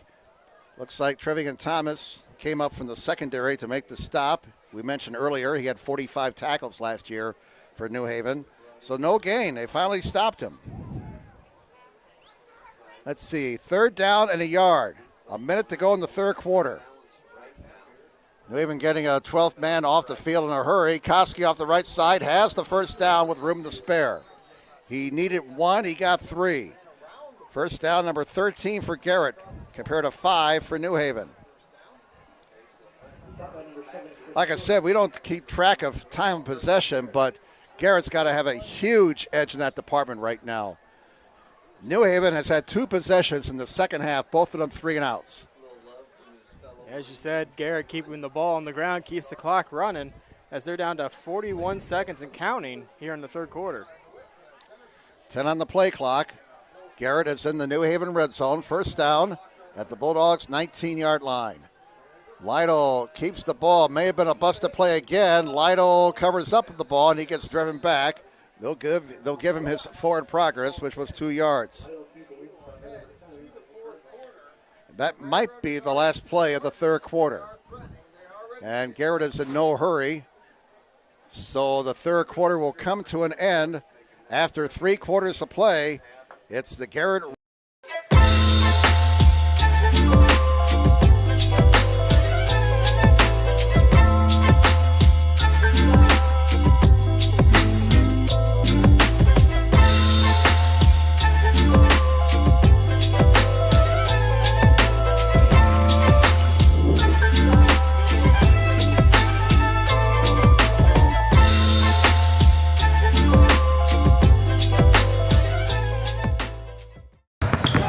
Here at Always 100, we have different things that we provide each week with our elite training, working on things that can help them get a scholarship in the future if they don't have one right now. Watching skill development, helping kids get better, understanding what it takes to get to the next level, catching and shooting, working on ball handling. In the last 5 years, we have over 200 kids that's able to play basketball at some places from the NAIA, Division III, Division II, or Division I level. As at last check, Leo is up 41-0 over Woodland right now. So a big blowout game up in Woodland tonight as we are looking at a 12-6 game here between Garrett and New Haven as we get ready to start the 4th quarter. And Garrett getting close to striking as they are on New Haven's 18. Garrett next week plays DeKalb. DeKalb and Angola, they were tied at halftime, 21-all. And of course, when it's DeKalb against Garrett, you can pretty much throw everything out the window. That's a rivalry game there. Lots of bragging rights and DeKalb County on the line next Friday night. But the Railroaders looking to finish off business here in New Haven tonight. They lead 12-6. They're controlling this football game. They have the ball at the New Haven 18-yard line. Moving from left to right now in the final quarter. 2nd down and 8. Lytle with 2 receivers to the left. Koski is brought down for a loss. And finally, somebody got into the backfield and stopped Koski before he could get going downhill. That tackle was made by Chris Stewart. At this point, you might as well just be expecting that Koski runs it. I think that's what New Haven's defense was doing right there. They were pretty much expecting him to run it. So we've got to wonder, will Garrett throw it in anticipation of New Haven predicting a Koski run, or they go to another ground game for Koski? That was Koski's 28th carry of the night. Trips to the left for Garrett on 3rd and 9. And another false start. Or not false start, I do encroachment, I believe. New Haven just gave him 5 more yards on the penalty there. Encroachment. Their 8th penalty for 40 yards, so instead of 3rd and 9, it's now 3rd and 4 at the 14. 11:23 left in regulation. Line the gain is the 10. More than likely, this is 4-down territory for the Railroaders. Garrett's on top, 12-6. 2 receivers to the left. And it's a bit of a high snap. Koski gets the handoff. He got the first down. Flag comes in. Koski is down to the goal line, but a flag comes in, and this may be coming back. Oh, they are calling face masking against New Haven. Koski was stopped about a foot short of the goal line.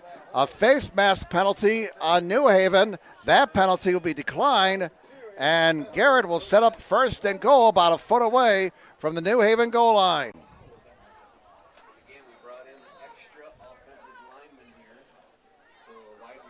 Garrett may be ready to put the hammer down here, looking to make it a 2-possession game. Could definitely see a quarterback sneaker in this one. Lytle will be under center. Will the sophomore call his own number? He will. He follows his line. And give that man 6 points. Touchdown, Garrett. Aiden Lytle sneaking it over from a foot out with 10:55 to go in regulation. And it's a 2-possession game. Garrett 18, New Haven 6.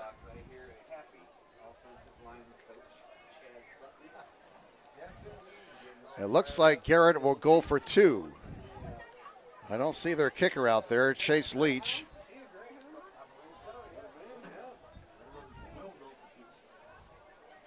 The two teams are 0 for 3 combined on conversion attempts tonight, and the Railroaders will go for 2. Lytle will be under center. And it's Lytle rolling to his right. He throws, and it's going to be picked off. Now, not in college football, not in the NFL. In that situation, you don't get the 2 points the other way on defense on the conversion in high school football. I was once a Southside kid who was led on a journey by high school football. A journey that taught me discipline, toughness, and the skills that made me a success. As a businessman with a CPA license who owns his own firm, I still use the building blocks of high school sports in my everyday life. Someday sports will end no matter what level you reach, but you will be left with the skills to compete in the next game, the game of life.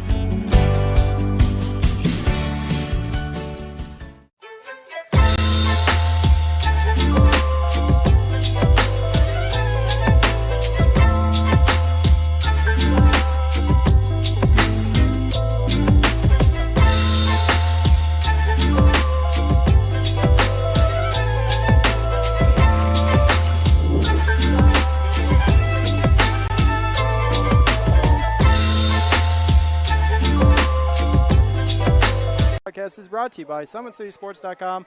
Follow us on Twitter at 260sports. That is 260sports. Like our Facebook page, Summit City Sports, and be sure to subscribe for our YouTube channel as we get set to kick off the 2021 football season. It's a squibber, and it's covered up at the 42-yard line, and New Haven will get very good field position. Alex Hoffer covering up the football for New Haven. So the Bulldogs, they got to get something going here. They've had 2 possessions, 2 3-and-out possessions. Garrett, meanwhile, has put 2 touchdowns up on the board following long drives. And the Garrett Railroaders, after losing to New Haven last year 47-21, looking for revenge tonight. 3 receivers, 2 to the right, 1 to the near side. And here is Williams on the play action. He throws, and it's a catch at the first down marker at the 47-yard line, a pickup of 11 yards. Catch made by Corin Harris. First down for New Haven. Ball is at the Garrett 47-yard line. Looks like they're going to go hurry up now. Here's Williams. Looking, scrambling, running. Flag comes in. Harris is out of bounds around the 35-yard line, but we have a penalty flag back at midfield. And this appears to be coming back, a penalty against New Haven with 10:26 to go in regulation.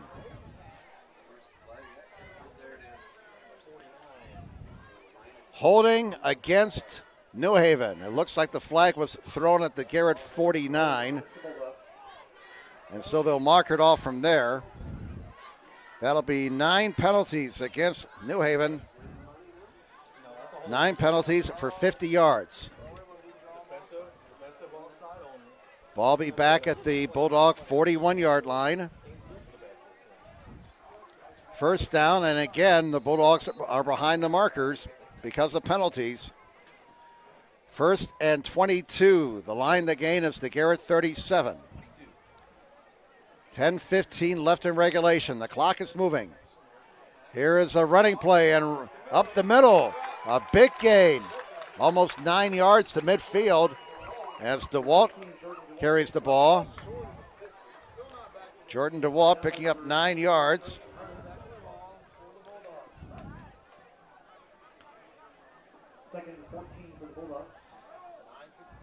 He now has 20 yards tonight on 4 carries unofficially.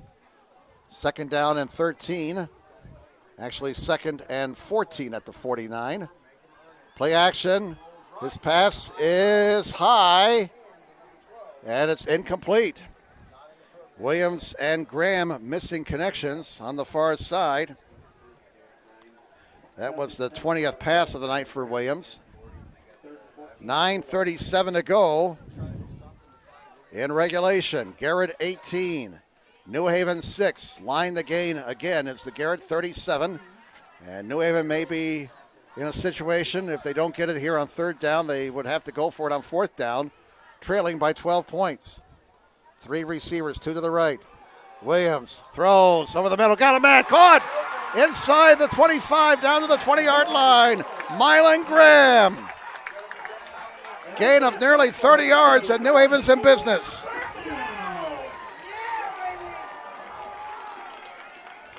Williams now over 100 yards passing. Graham with his 3rd catch of the night. And here come the Bulldogs. That was a great catch. Able to get up into the air, land with his feet down, and keep his balance as he caught the ball for the first down. Here's Williams. And he's inside the 20. Out of bounds. Near the 15-yard line. He got about 9 yards on that play. Williams be spotted down at the 15-yard line. Second down and 1. And by getting out of bounds, he stopped the clock. 9:06 left in regulation. Garrett 18, New Haven 6, but the Bulldogs are threatening to make it a one-possession game. Jakar Williams scrambling, throwing, caught inside the 10, down to the 7-yard line. And this crowd here at John Young Stadium is into the ball game now. They've been kind of quiet tonight. Catch was made by Hitway, Lele Hitway.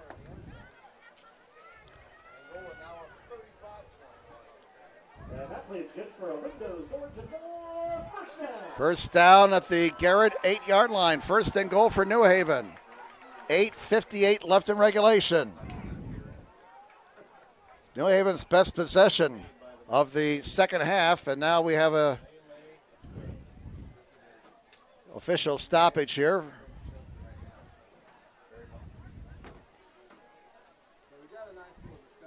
We have a discussion amongst the referee and one of his assistants. 8:58 to go in regulation. Both teams have all 3 timeouts left.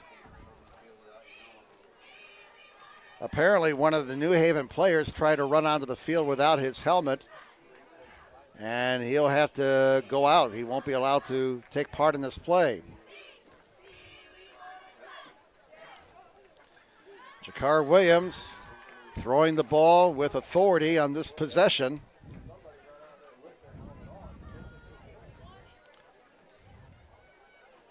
Again, we have 8:58 to go in regulation. When play resumes, it'll be first down and goal for New Haven at the Garrett 8-yard line. Garrett is on top, 18-6. Railroaders have scored twice here in the second half. Robert Kowski from 8 yards out. And their quarterback, Aiden Lytle, scored on a sneak from a foot away. All right, we're ready to resume play with a bright full moon rising in the east. Clock running, 8:40 left. A running play, and nothing doing as the Garrett defense smelled that one out. Jordan DeWalt, the junior, surrounded by white shirts after he got the football. So no gain on that play.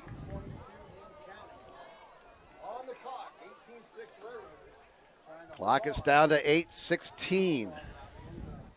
Ball is at the Garrett 8-yard line. 2nd and goal for New Haven. They must score in this possession. Down 18-6. And the ball is carried to the 5-yard line that time by Sanders. That'll make it 3rd and goal.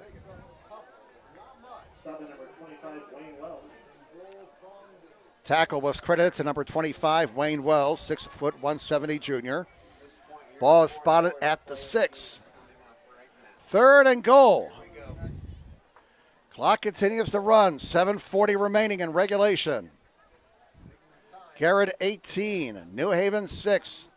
Bulldogs must score on this possession. Down 2 possessions.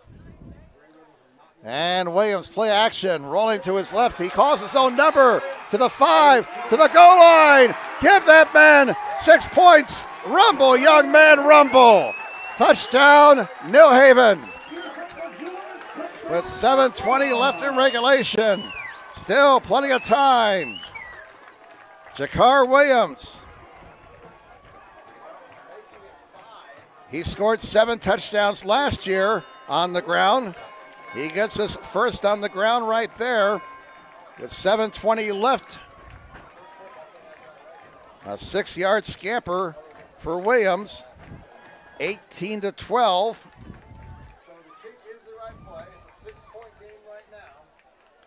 On to try the extra point, Will Delsid. The two teams are 0 for 4 in conversions so far. A flag comes in. Delsid's cook is good, but let's check out the penalty flag. And we have a false start against New Haven. That's their 10th penalty tonight for 55 yards. So that will put them back 5 yards and add more drama to this conversion attempt. 7:20 left in regulation. Well, Delsid kicked the extra point with plenty to spare, and he's still out there. This time he'll have to try a 25-yard PAT.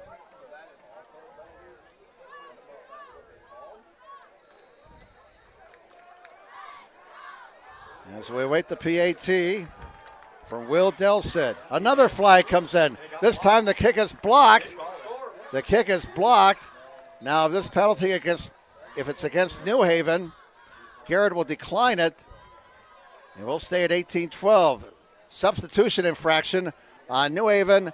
Garrett declines, and so the conversion fails again. 0 for 5 on PATs tonight by the two teams. New score on the board.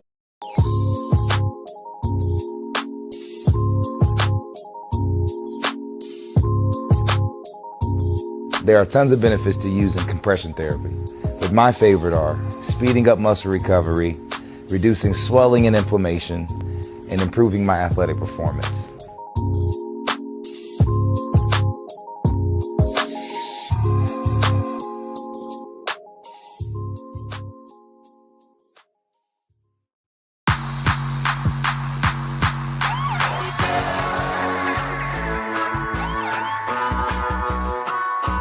I choose to do whole body cryotherapy after practices, games, and training.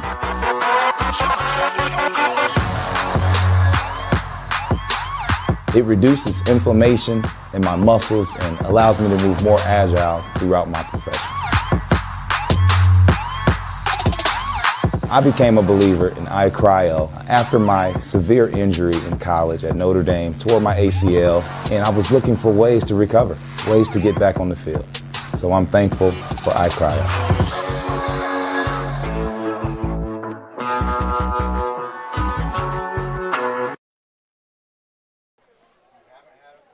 We've only had one turnover in this game, despite some of the sloppiness with the penalties.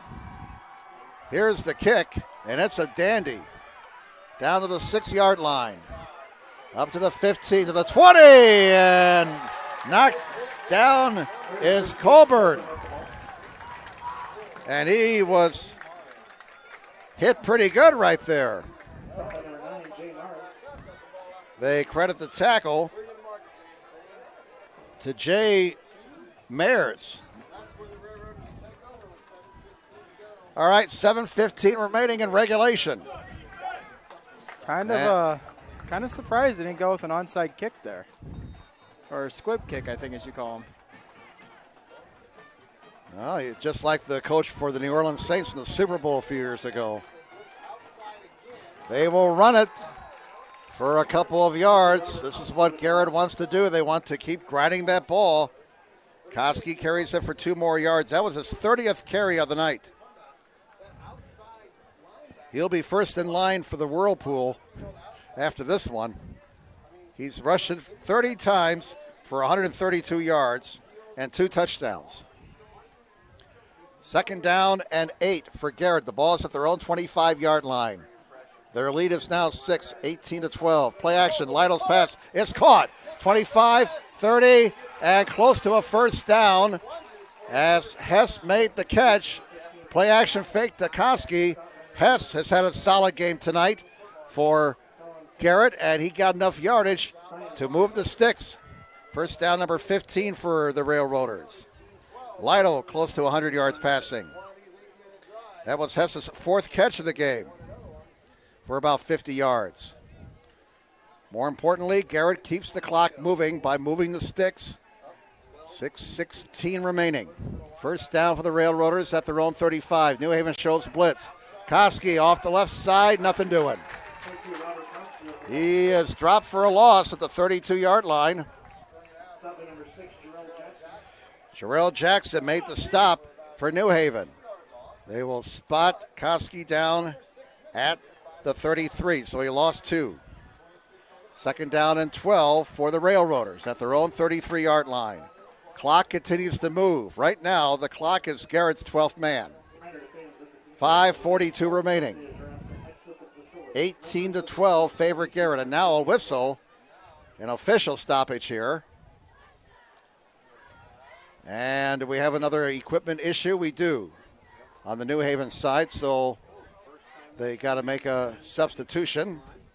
Guy in the white hat says, start it up.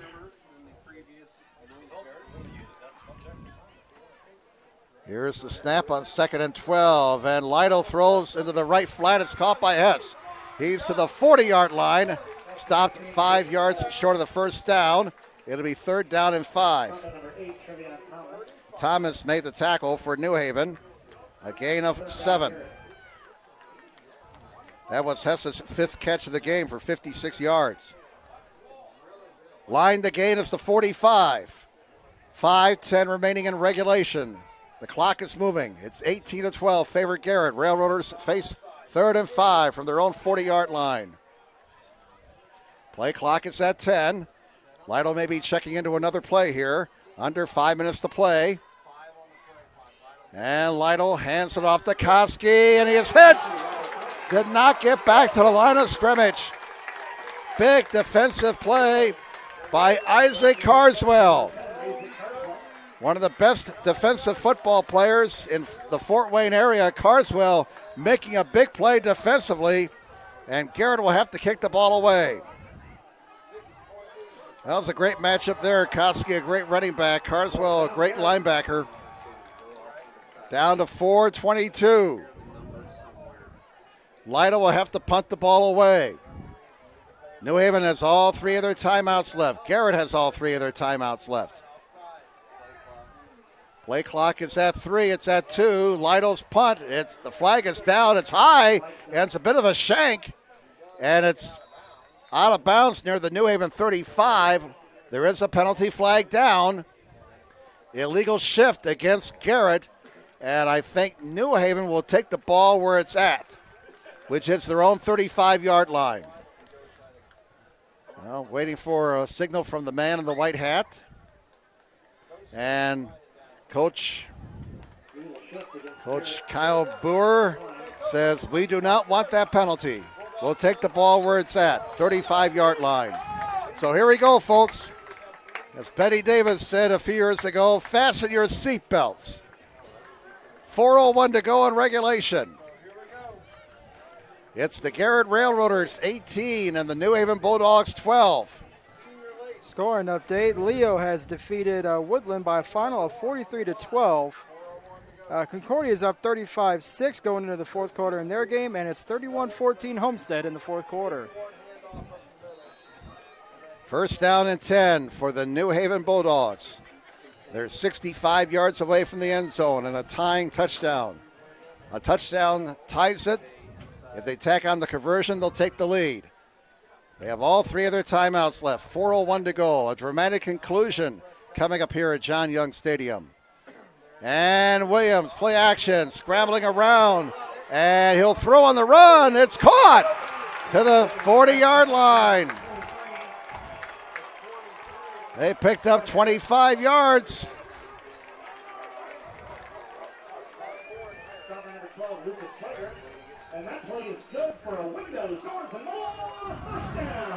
First down for the Bulldogs. And we're going to have a timeout here with 3:52 to go. Garrett calls the timeout.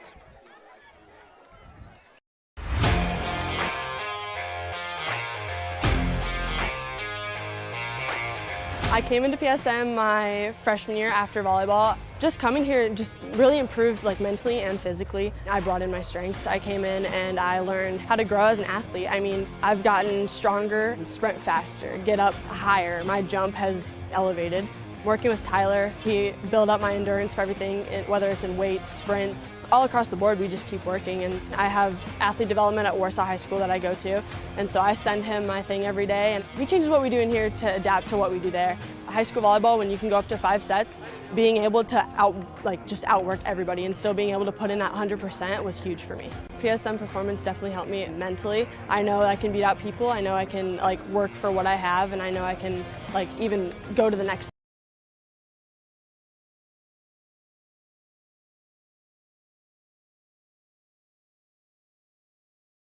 The Railroaders 40. Williams wants it all. Has a man. Touchdown. Give that man 6 points.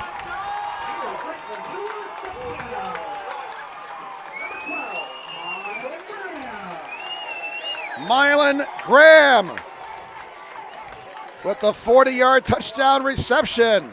We are tied at 18 with 3:45 to go. Williams just straight launched that one down the field.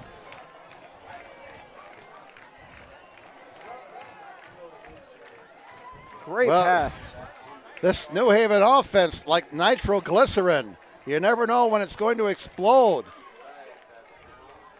3:45 remaining, 2 touchdowns in a span of almost 3.5 minutes, and now the all-important extra point. Still waiting for our first official conversion, I do believe, correct?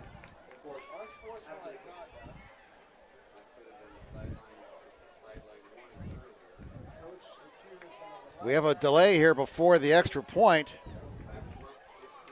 And New Haven being penalized here. I believe they heard unsportsmanlike from the sideline. Wow, they were warned earlier. Oh my goodness. Again, a critical penalty against New Haven. That's 70 yards in penalties against the Bulldogs. They've been penalized 11 times, so this really makes the conversion attempt interesting. This will have to be a 35-yard conversion attempt. Will Del Cid spotted, put it, blocked. And we are tied at 18. And Brandon 0 for 6 now on conversion attempts by the two teams tonight. Yeah, that's New Haven shot themselves in the foot once again, and this time by a sideline infraction, unsportsmanlike. And it nullifies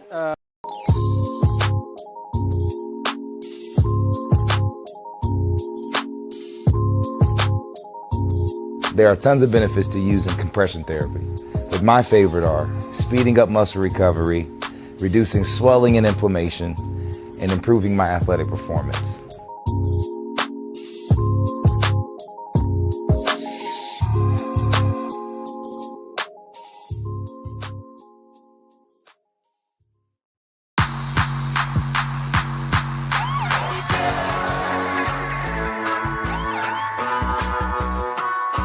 I choose to do whole body cryotherapy after practices, games, and training.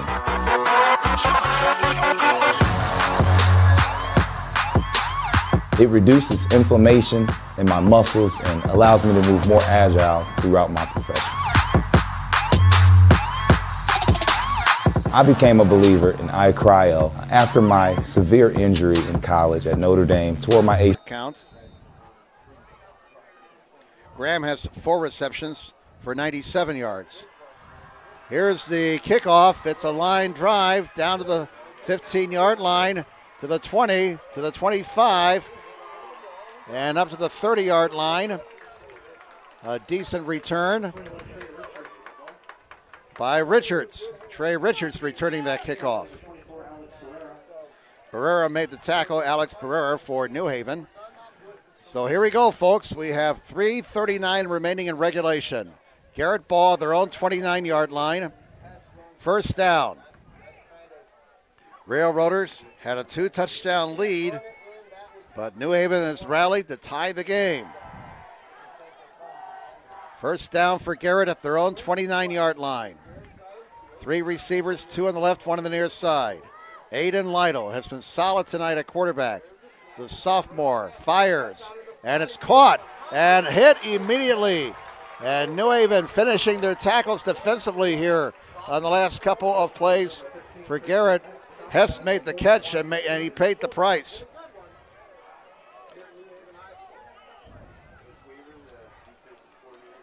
Second down.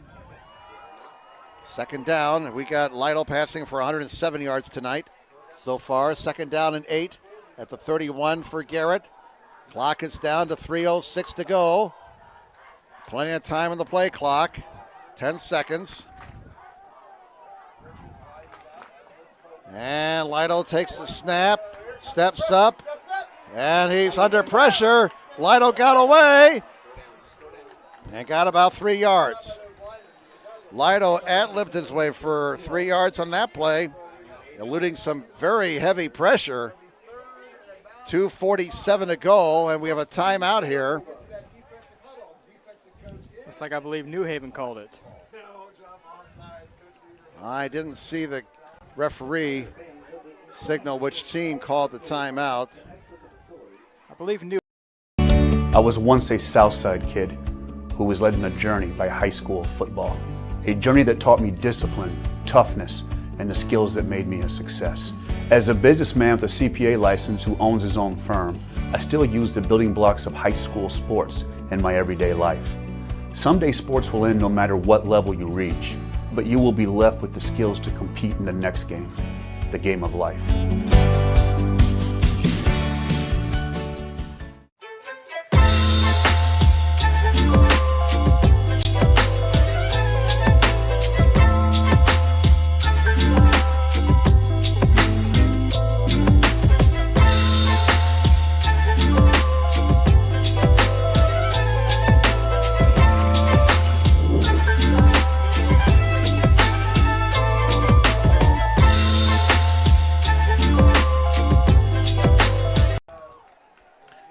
Wide receivers to the near side. Will they try a bubble screen here? Third down and 4. Here is Koski carrying the ball, and he is going to be stopped. He got away. Koski fighting hard. Got the first down. A tremendous effort by Robert Koski. It looked like he was stopped for no gain, but he refused to go down. Got 7 yards and a first down. He broke that tackle. He was stopped again and drove that pile. That was a strong play there by Koski, as he was able to drive right through the New Haven defenseman. Looks like there's a limping player for the New Haven Bulldogs coming off. That's Trevian Thomas. And he'll have to come out for at least one play. Clock is running. 2:33 left in regulation. They just started the play clock, so there's 30 seconds left on that. First down, Garrett at their own 43. Pass caught by Hess in the flat, and he will get out of bounds to stop the clock. A gain of about 4 or 5 yards. They are going to mark him at the 47. That's a gain of 4. Hess having a big night. That's his 7th catch of the game. 62 yards in receiving for that young man unofficially. Clock is stopped with 2:19 to go. Second down and 5 for Garrett. Lytle throws, got a man, Hess again. 50, first down to the 45-yard line. That'll be a gain of 8. Move the sticks, first down number 17 for Garrett.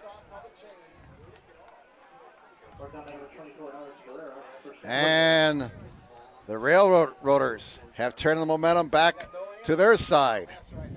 First down at the New Haven 45. Clock moving. We're down to 2 minutes to play in regulation. 18-18 tie. Play action. Lytle rolling under pressure. Throws. It is a sliding catch. No. Trapped it at the 33-yard line. Richards tried to make a sliding catch, but the officials right there said he trapped it. So we got 1:51 to go in regulation. Incomplete pass stops the clock. We are tied at 18.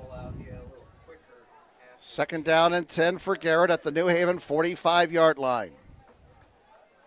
Both teams, by our count, have 2 timeouts left. 2 receivers on this side, 1 to the left. And it's Koski. Koski to the 40. Koski to the 38-yard line for a gain of 7. Flag on the play. We'll check it out. On Garrett. Oh, boy. A very inopportune penalty against the Railroaders. They've been pretty clean in that category tonight, but this one is very costly. Instead of 3rd and 3, they now go behind the markers. This will make it about 2nd and 19. Only the 3rd penalty for 35 yards. New Haven has been penalized 11 times for 70 yards. Second down and 19 now instead of 3rd and 3. That's a big difference. Clock moving, 1:40 remaining. Second down and 19 for Garrett at their own 46. Lytle looking, scrambling, down he goes, a sack at the 42-yard line, a loss of 3. And a timeout taken with 1:28 to go. New Haven is calling the timeout. Scoring update out of Northside. Libby Callahan converting a 35-yard field goal to go up 24-23 over the Snyder Panthers. Well, what a ball game we've had here tonight. Very entertaining game. Tied 6-6 at halftime. Garrett with a couple of scores in the second half took an 18-6 lead. New Haven has scored in their last 2 possessions as the offense, which has been kind of slumbering tonight, woke up in the nick of time. Williams with a 60-yard run, and then Williams threw 40 yards to Graham for the tying score. The 2 teams are 0 for 6 on conversions tonight. That's why we have the somewhat unusual score of 18-18. 1:28 to go. Out of the timeout, it'll be 3rd down and 23 for Garrett at their own 42-yard line. Will the New Haven offense, led by Chakar Williams, get one more chance here in regulation? Line the gain for Garrett is the New Haven 35. 3 receivers to the near side, 1 to the left. Let's see how the New Haven defense wants to play this. Will they rush 3, drop 8 in the coverage? Your rush 4, drop 7. 1:28 to go. They show blitz, and it's a quarterback draw. Lytle calls his own number, and he only got about 4 yards. So they don't risk the interception. 1:20 left, and New Haven is now taking their final timeout. We still got Garrett with 2 timeouts remaining. New Haven will get one more chance. 1:20 remaining, tied at 18. Want to thank the 2 coaches for all their help. Chris Depew for Garrett and Kyle Booher for New Haven.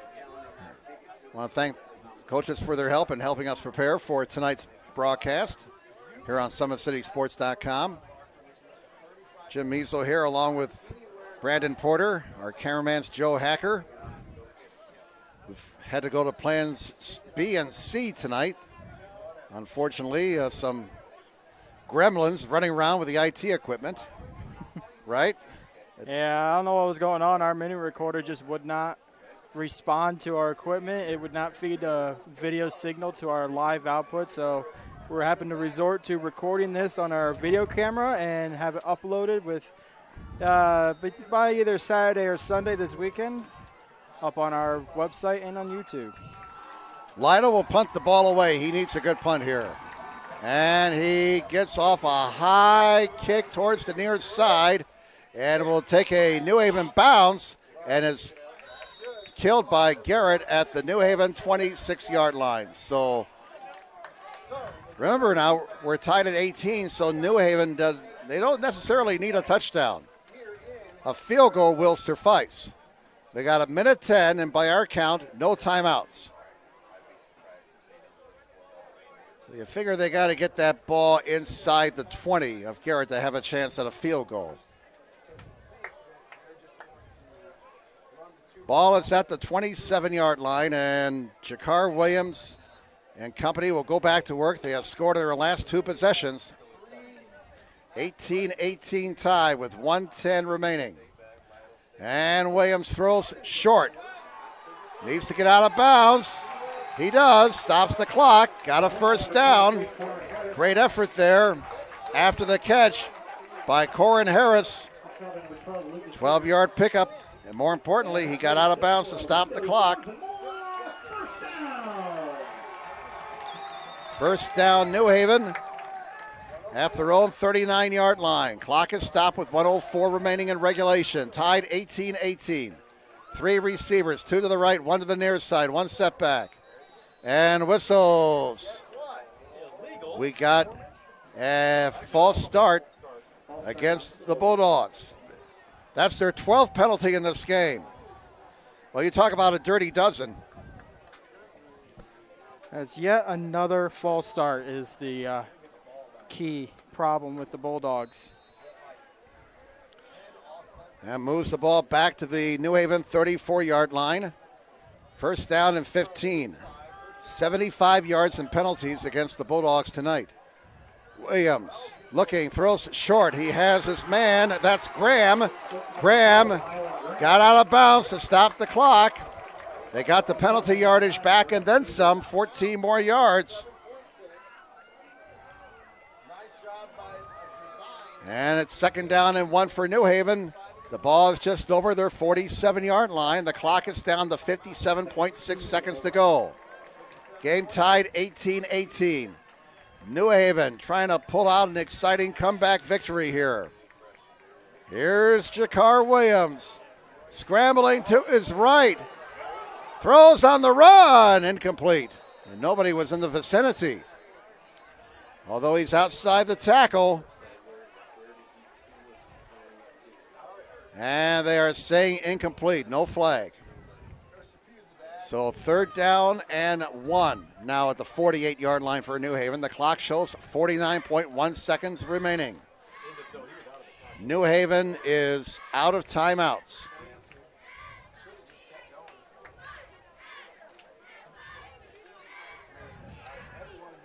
Remember now, they're out of timeouts. That may have led to Williams not running with the football right there. If he's tackled in bounds, precious time would melt away. 3 receivers, 2 to the right, 1 to the near side. 12th man here on the near side for New Haven, really into it now. And it's a play action fake. Williams will run. He got the first down to the 40, out of bounds, around the Garrett 35. They'll mark him out at the 33. And the clock is stopped with 42 seconds to go. Boy, has this game turned around. It was all Garrett until early in the fourth quarter, and then New Haven got a spark from their senior quarterback, Jakar Williams. He told his teammates, get on my back, boys, I'll carry you. Williams on first down, throws it away. Flag comes in. Flag comes in with 36.3 to go. If this is holding against New Haven, that's really going to put him in a soup. And now they're calling grounding. So we got two flags in the field, one for a hold and one for intentional grounding. Garrett will have their choice here, I would imagine. It looks like they're going to take the holding penalty since the penalty flag was thrown at the Garrett 38. So we got a hold and an intentional grounding. And I beg your pardon, they're going to take the intentional grounding because that's a loss of down. Well, let's see where they're going to put the ball at. All this coming with 36.3 seconds to go in regulation. We are tied 18-18. This officiating crew, they've done a nice job tonight. They're getting things sorted out. So it looks like the ball be put down at the Garrett 47-yard line. That's the 13th penalty. 13 penalties against New Haven for 90 yards. 3 receivers. Now 2nd and 25. Williams, play action. Looking. Throws short. Diving catch. Nope, incomplete. Stops the clock. Maybe it's just as well that Graham dropped the ball. That stops the clock with 30.1 to go. Brings up third down. They need to get to the 24 of Garrett. And it's third down. And remember, they're out of timeouts. So if they don't get out of bounds, the clock will continue to roll. If they don't get a first down and if they don't get out of bounds, the clock will continue to run. 30.1 to go. And Williams under a rush. He'll throw on the run. Incomplete. Fourth down. Try to find Graham. Clock is stopped at 24.1. You might as well throw it into the end zone now. Just throw up a Hail Mary and see what happens. Although, remember now, 24 seconds. If Garrett gets the ball here at midfield, they got 2 timeouts. They can possibly pull out a miracle. Remember, the line to gain is the 23 of Garrett. 4th and 23. 24.1 seconds remaining. We are tied at 18. We are looking at overtime, and the play clock ran out. And that'll be delay of game against New Haven. And that'll be their 14th penalty for 95 yards. This will put the ball back at the New Haven 48. 4th and 29.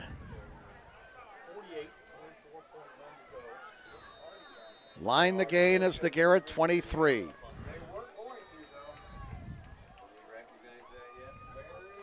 It looks like they're going to punt the ball. Jakar Williams is in punt formation, although, remember, he could still fake it out of this formation, but I don't think they want to give the ball to Garrett at midfield. Nope. Williams punts it. It's a line drive. Nobody's back for Garrett. It will take a New Haven bounce inside the 10, inside the 5, and it's going to be dead at about the 5-yard line with 15 seconds. So Garrett more than likely will just burn off these final 15 seconds, and I've never done an overtime game for Summit City Sports in the time I've done high school football, and this will be a first tonight.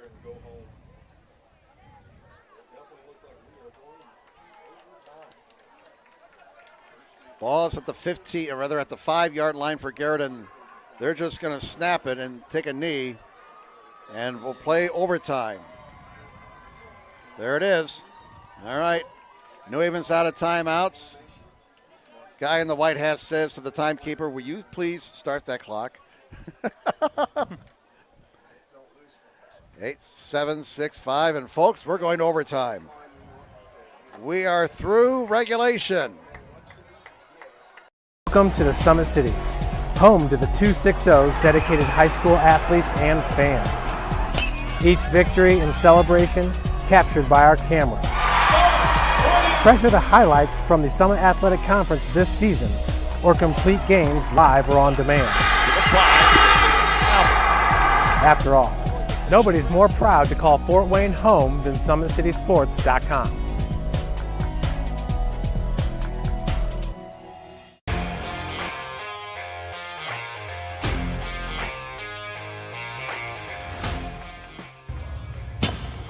I like to stay active. I try to come in here at least 3 times a week and just get my 1-hour workout in.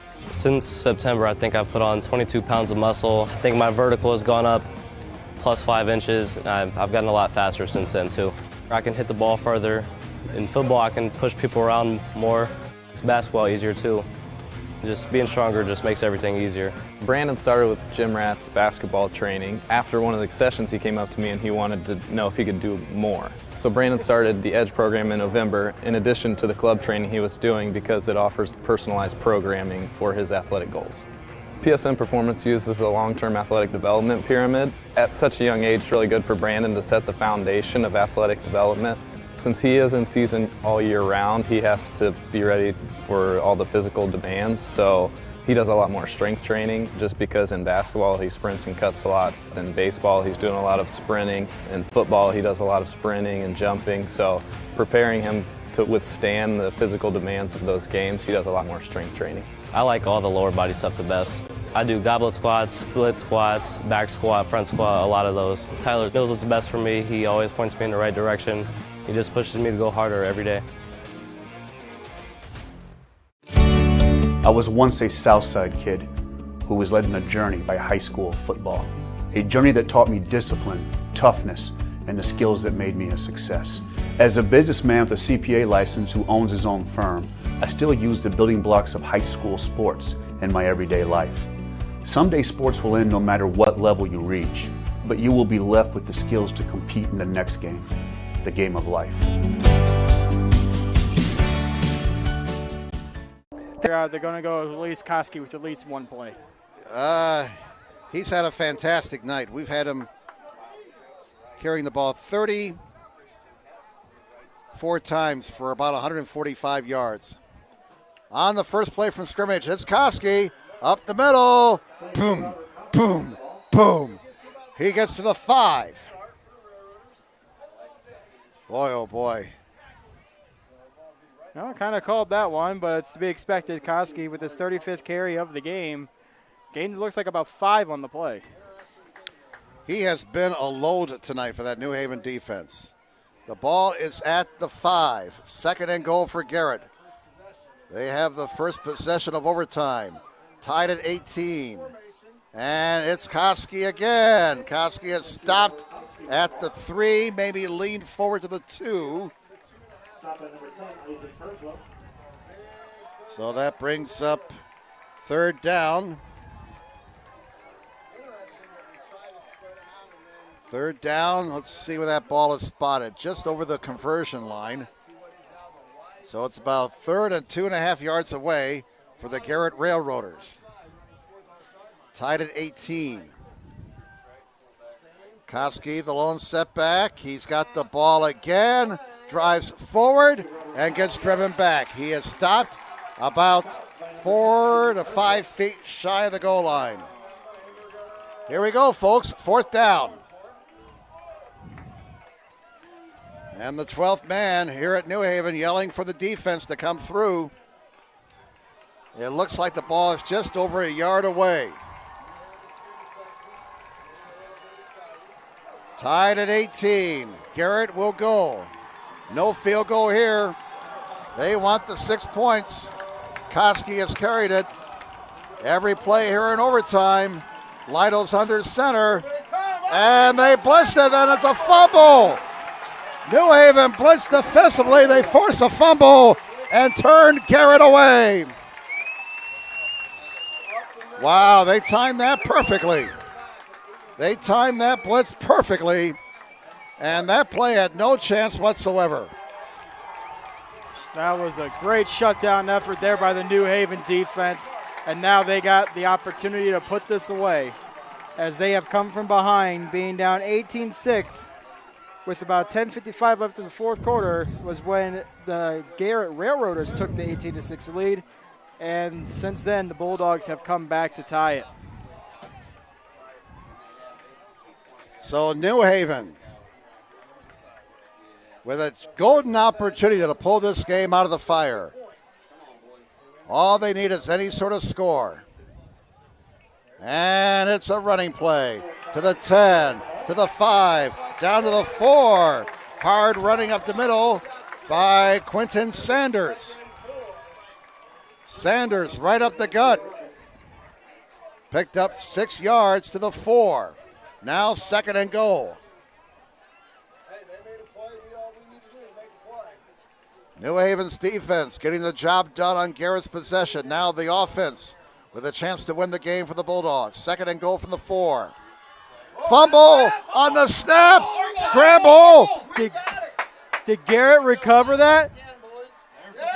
Oh, Garrett did recover it, and we will go to a 2nd overtime. Wow. You believe and this? They are ruling Garrett ball. The snap from center was fumbled, and Williams could not fall on it. And Garrett recovers the football. I didn't hear who got the fumble recovery for Garrett.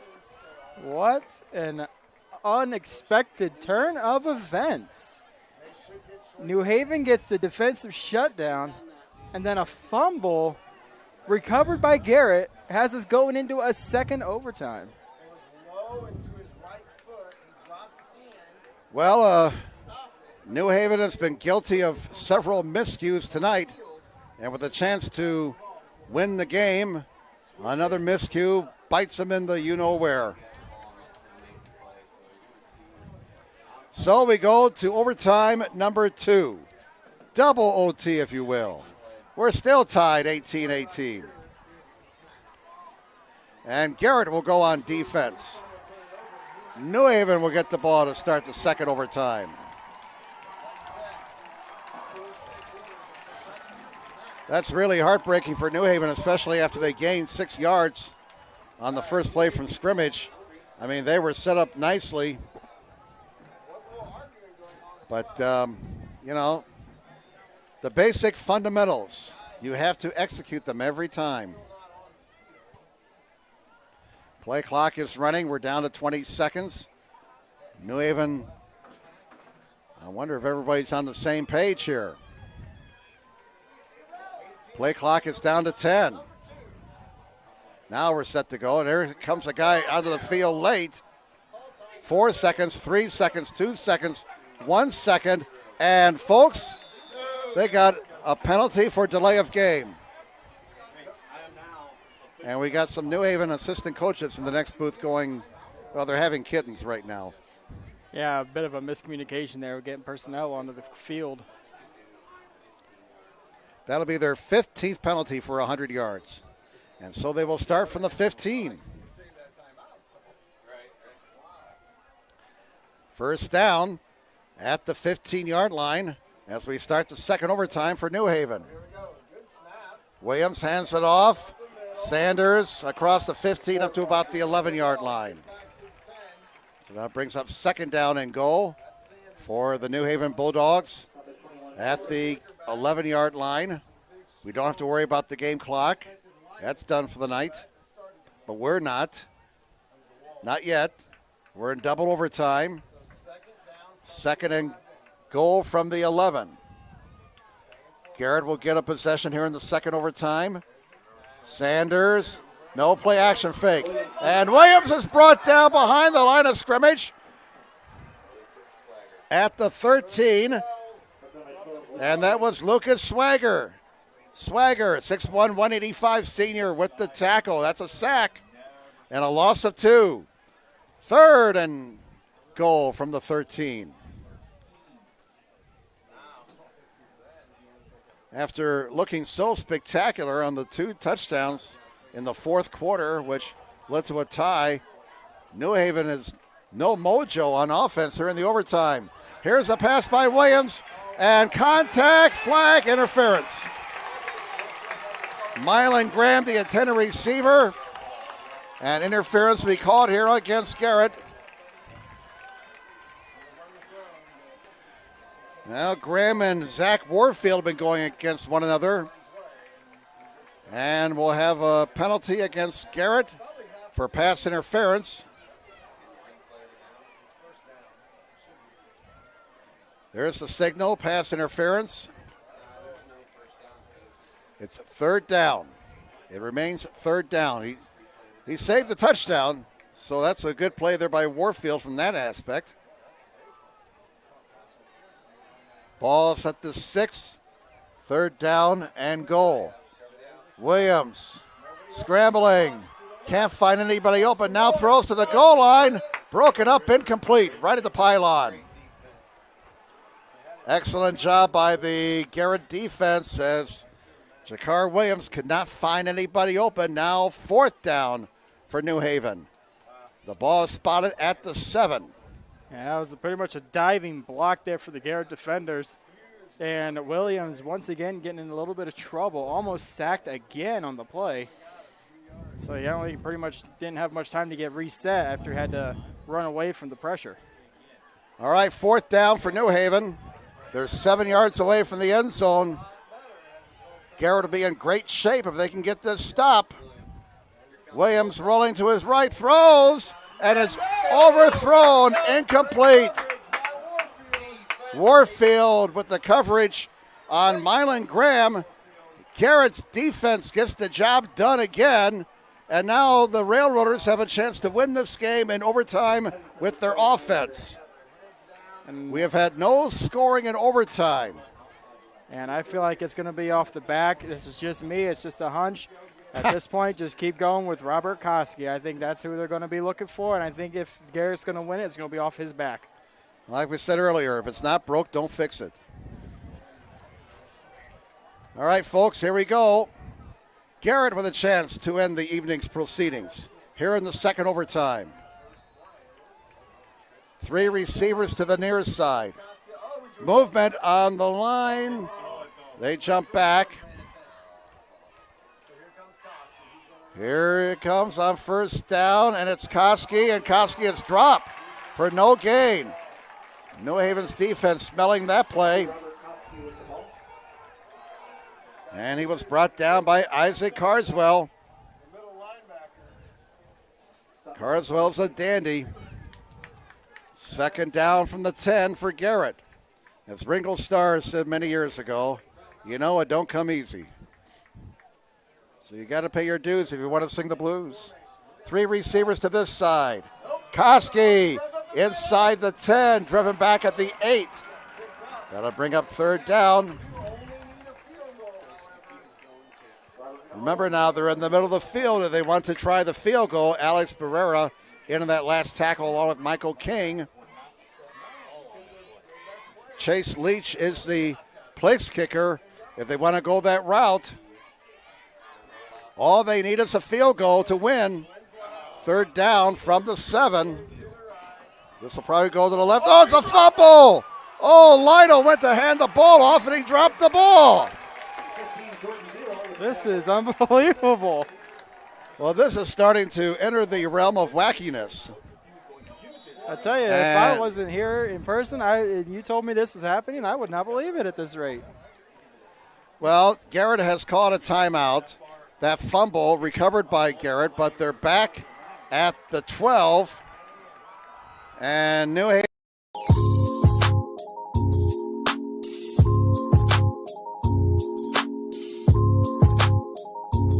There are tons of benefits to using compression therapy, but my favorite are speeding up muscle recovery, reducing swelling and inflammation, and improving my athletic performance.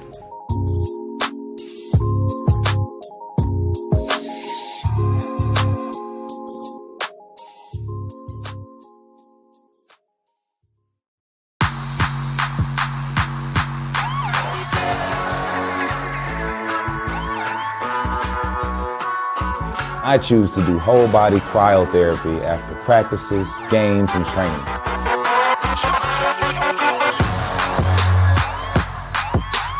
It reduces inflammation in my muscles and allows me to move more agile. This will be from 28 yards away. Warfield is holding for the win. A 28-yard field goal attempt. Movement on the line. The kick is no good, but hang on. Was New Haven offside? Needed overtime to get it, but we got it, baby. We got a winner on the over. Get the signal. Offside, New Haven. And that's their 16th penalty of the night. 105 yards and penalties against New Haven. This will move the field goal attempt for Chase Leach up 5 yards. The ball was at the 7. Well, they're going to spot him down. He's really close to that center. This will be a 22-yard attempt for Leach. Watch it, folks. Warfield holding. It is spotted. It is booted. It's in that direction. And the kick is good. Chase Leach, a 22-yard field goal in the second overtime. And that's all there is. There ain't no more. The Garrett Railroaders come into New Haven and stun the heavily favored Bulldogs in double overtime, 21-18. That was a great conclusion to the game. But you got to think, if it wasn't for the, I believe, encroachment it's called now, that was actually a block. That was nowhere near the field goal. So once again, it is another penalty that sealed the fate for the Bulldogs. Yep, penalties. Bottom line, cost New Haven this game. You cannot make 16 penalties and expect to win. So a great effort by both teams. A great win for Garrett. Heartbreaking defeat for New Haven. And this is just the opening act. Well, that's pretty much the story tonight. Brandon, I'm sure you want to thank our sponsors before we say goodnight. Yeah, as you know, today's broadcast was brought to you by SummitCitySports.com. Follow us on Twitter at 260sports. That is 260sports. Like our Facebook page, Summit City Sports, and be sure to subscribe to our YouTube channel. And at Parkview Sports Medicine, it's game on. We serve every level of athlete with our integrated sports medicine team, including the region's only specialized athletic rehab facility. Learn more about our services by logging on to parkviewsportsmedicine.com. All right, thanks for all the help tonight, Brandon. And thanks again to Joe Hacker for his help on the camera. And that's pretty much the story here tonight at New Haven. Again, your final score in double overtime. The Garrett Railroaders 21, the New Haven Bulldogs 18. And now on behalf of my broadcast partner, Brandon Porter, I'm Jim Measle saying, have a good night, everybody. Welcome to the Summit City, home to the 260's dedicated high school athletes and fans. Each victory and celebration captured by our cameras. Treasure the highlights from the Summit Athletic Conference this season, or complete games live or on demand. After all, nobody's more proud to call Fort Wayne home than SummitCitySports.com.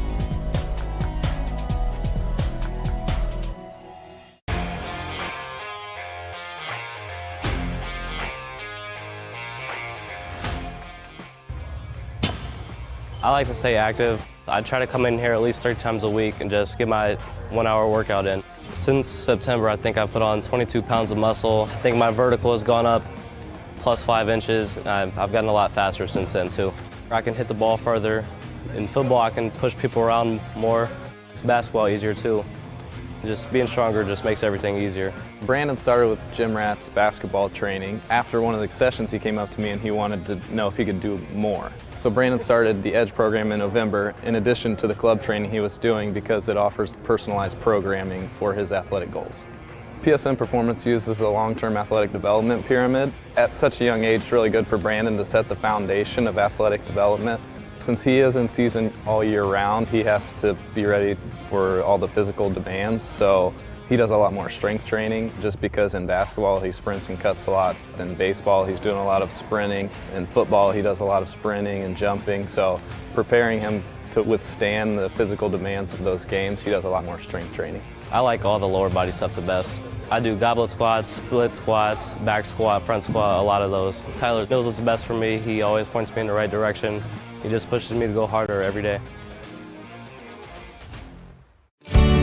I was once a Southside kid who was led on a journey by high school football. A journey that taught me discipline, toughness, and the skills that made me a success. As a businessman with a CPA license who owns his own firm, I still use the building blocks of high school sports in my everyday life. Someday sports will end no matter what level you reach, but you will be left with the skills to compete in the next game, the game of life. Thank you for watching Summit City Sports. To help broaden our coverage, we're asking you to become a monthly sponsor to our Patreon account. We produce weekly highlights and live video broadcasts. When the Homestead girls golf team won its first state title in program history, we were there. When Fort Wayne brought back 3 state titles in cross country, we were there. We believe in sharing positive stories and setting the standard for how high school sports should be covered. Join us and donate today.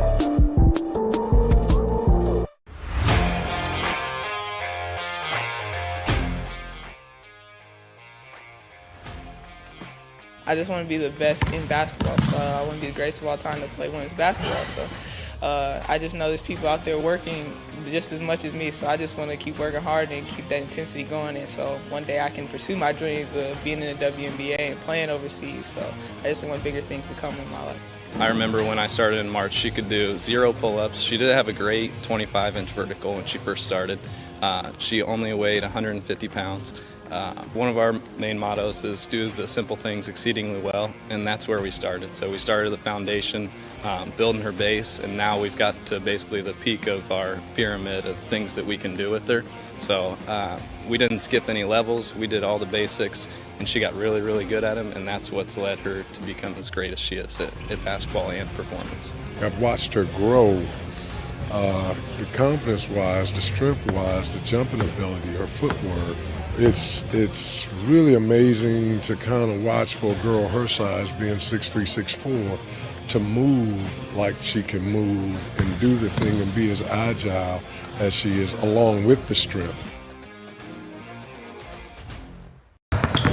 Here at Always 100, we have different things that we provide each week with our elite training, working on things that can help them get a scholarship in the future if they don't have one right now.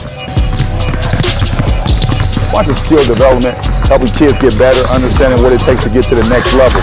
Catching and shooting, working on ball handling. In the last 5 years, we had over 200 kids just able to play basketball at some places from the NAIA, Division III, Division II, or Division I level.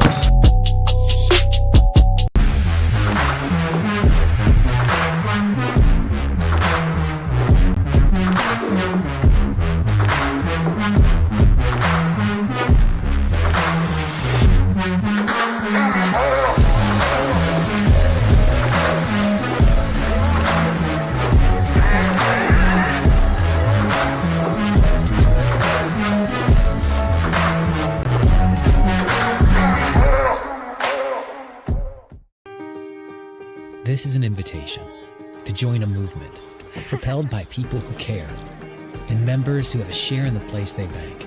Good morning, Sam. So when you have the chance to get your first home loan, you know an expert will guide you every step of the way.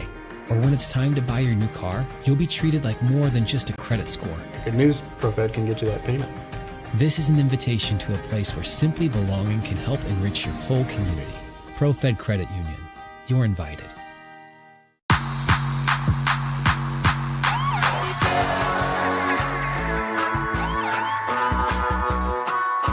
I choose to do whole body cryotherapy after practices, games, and training.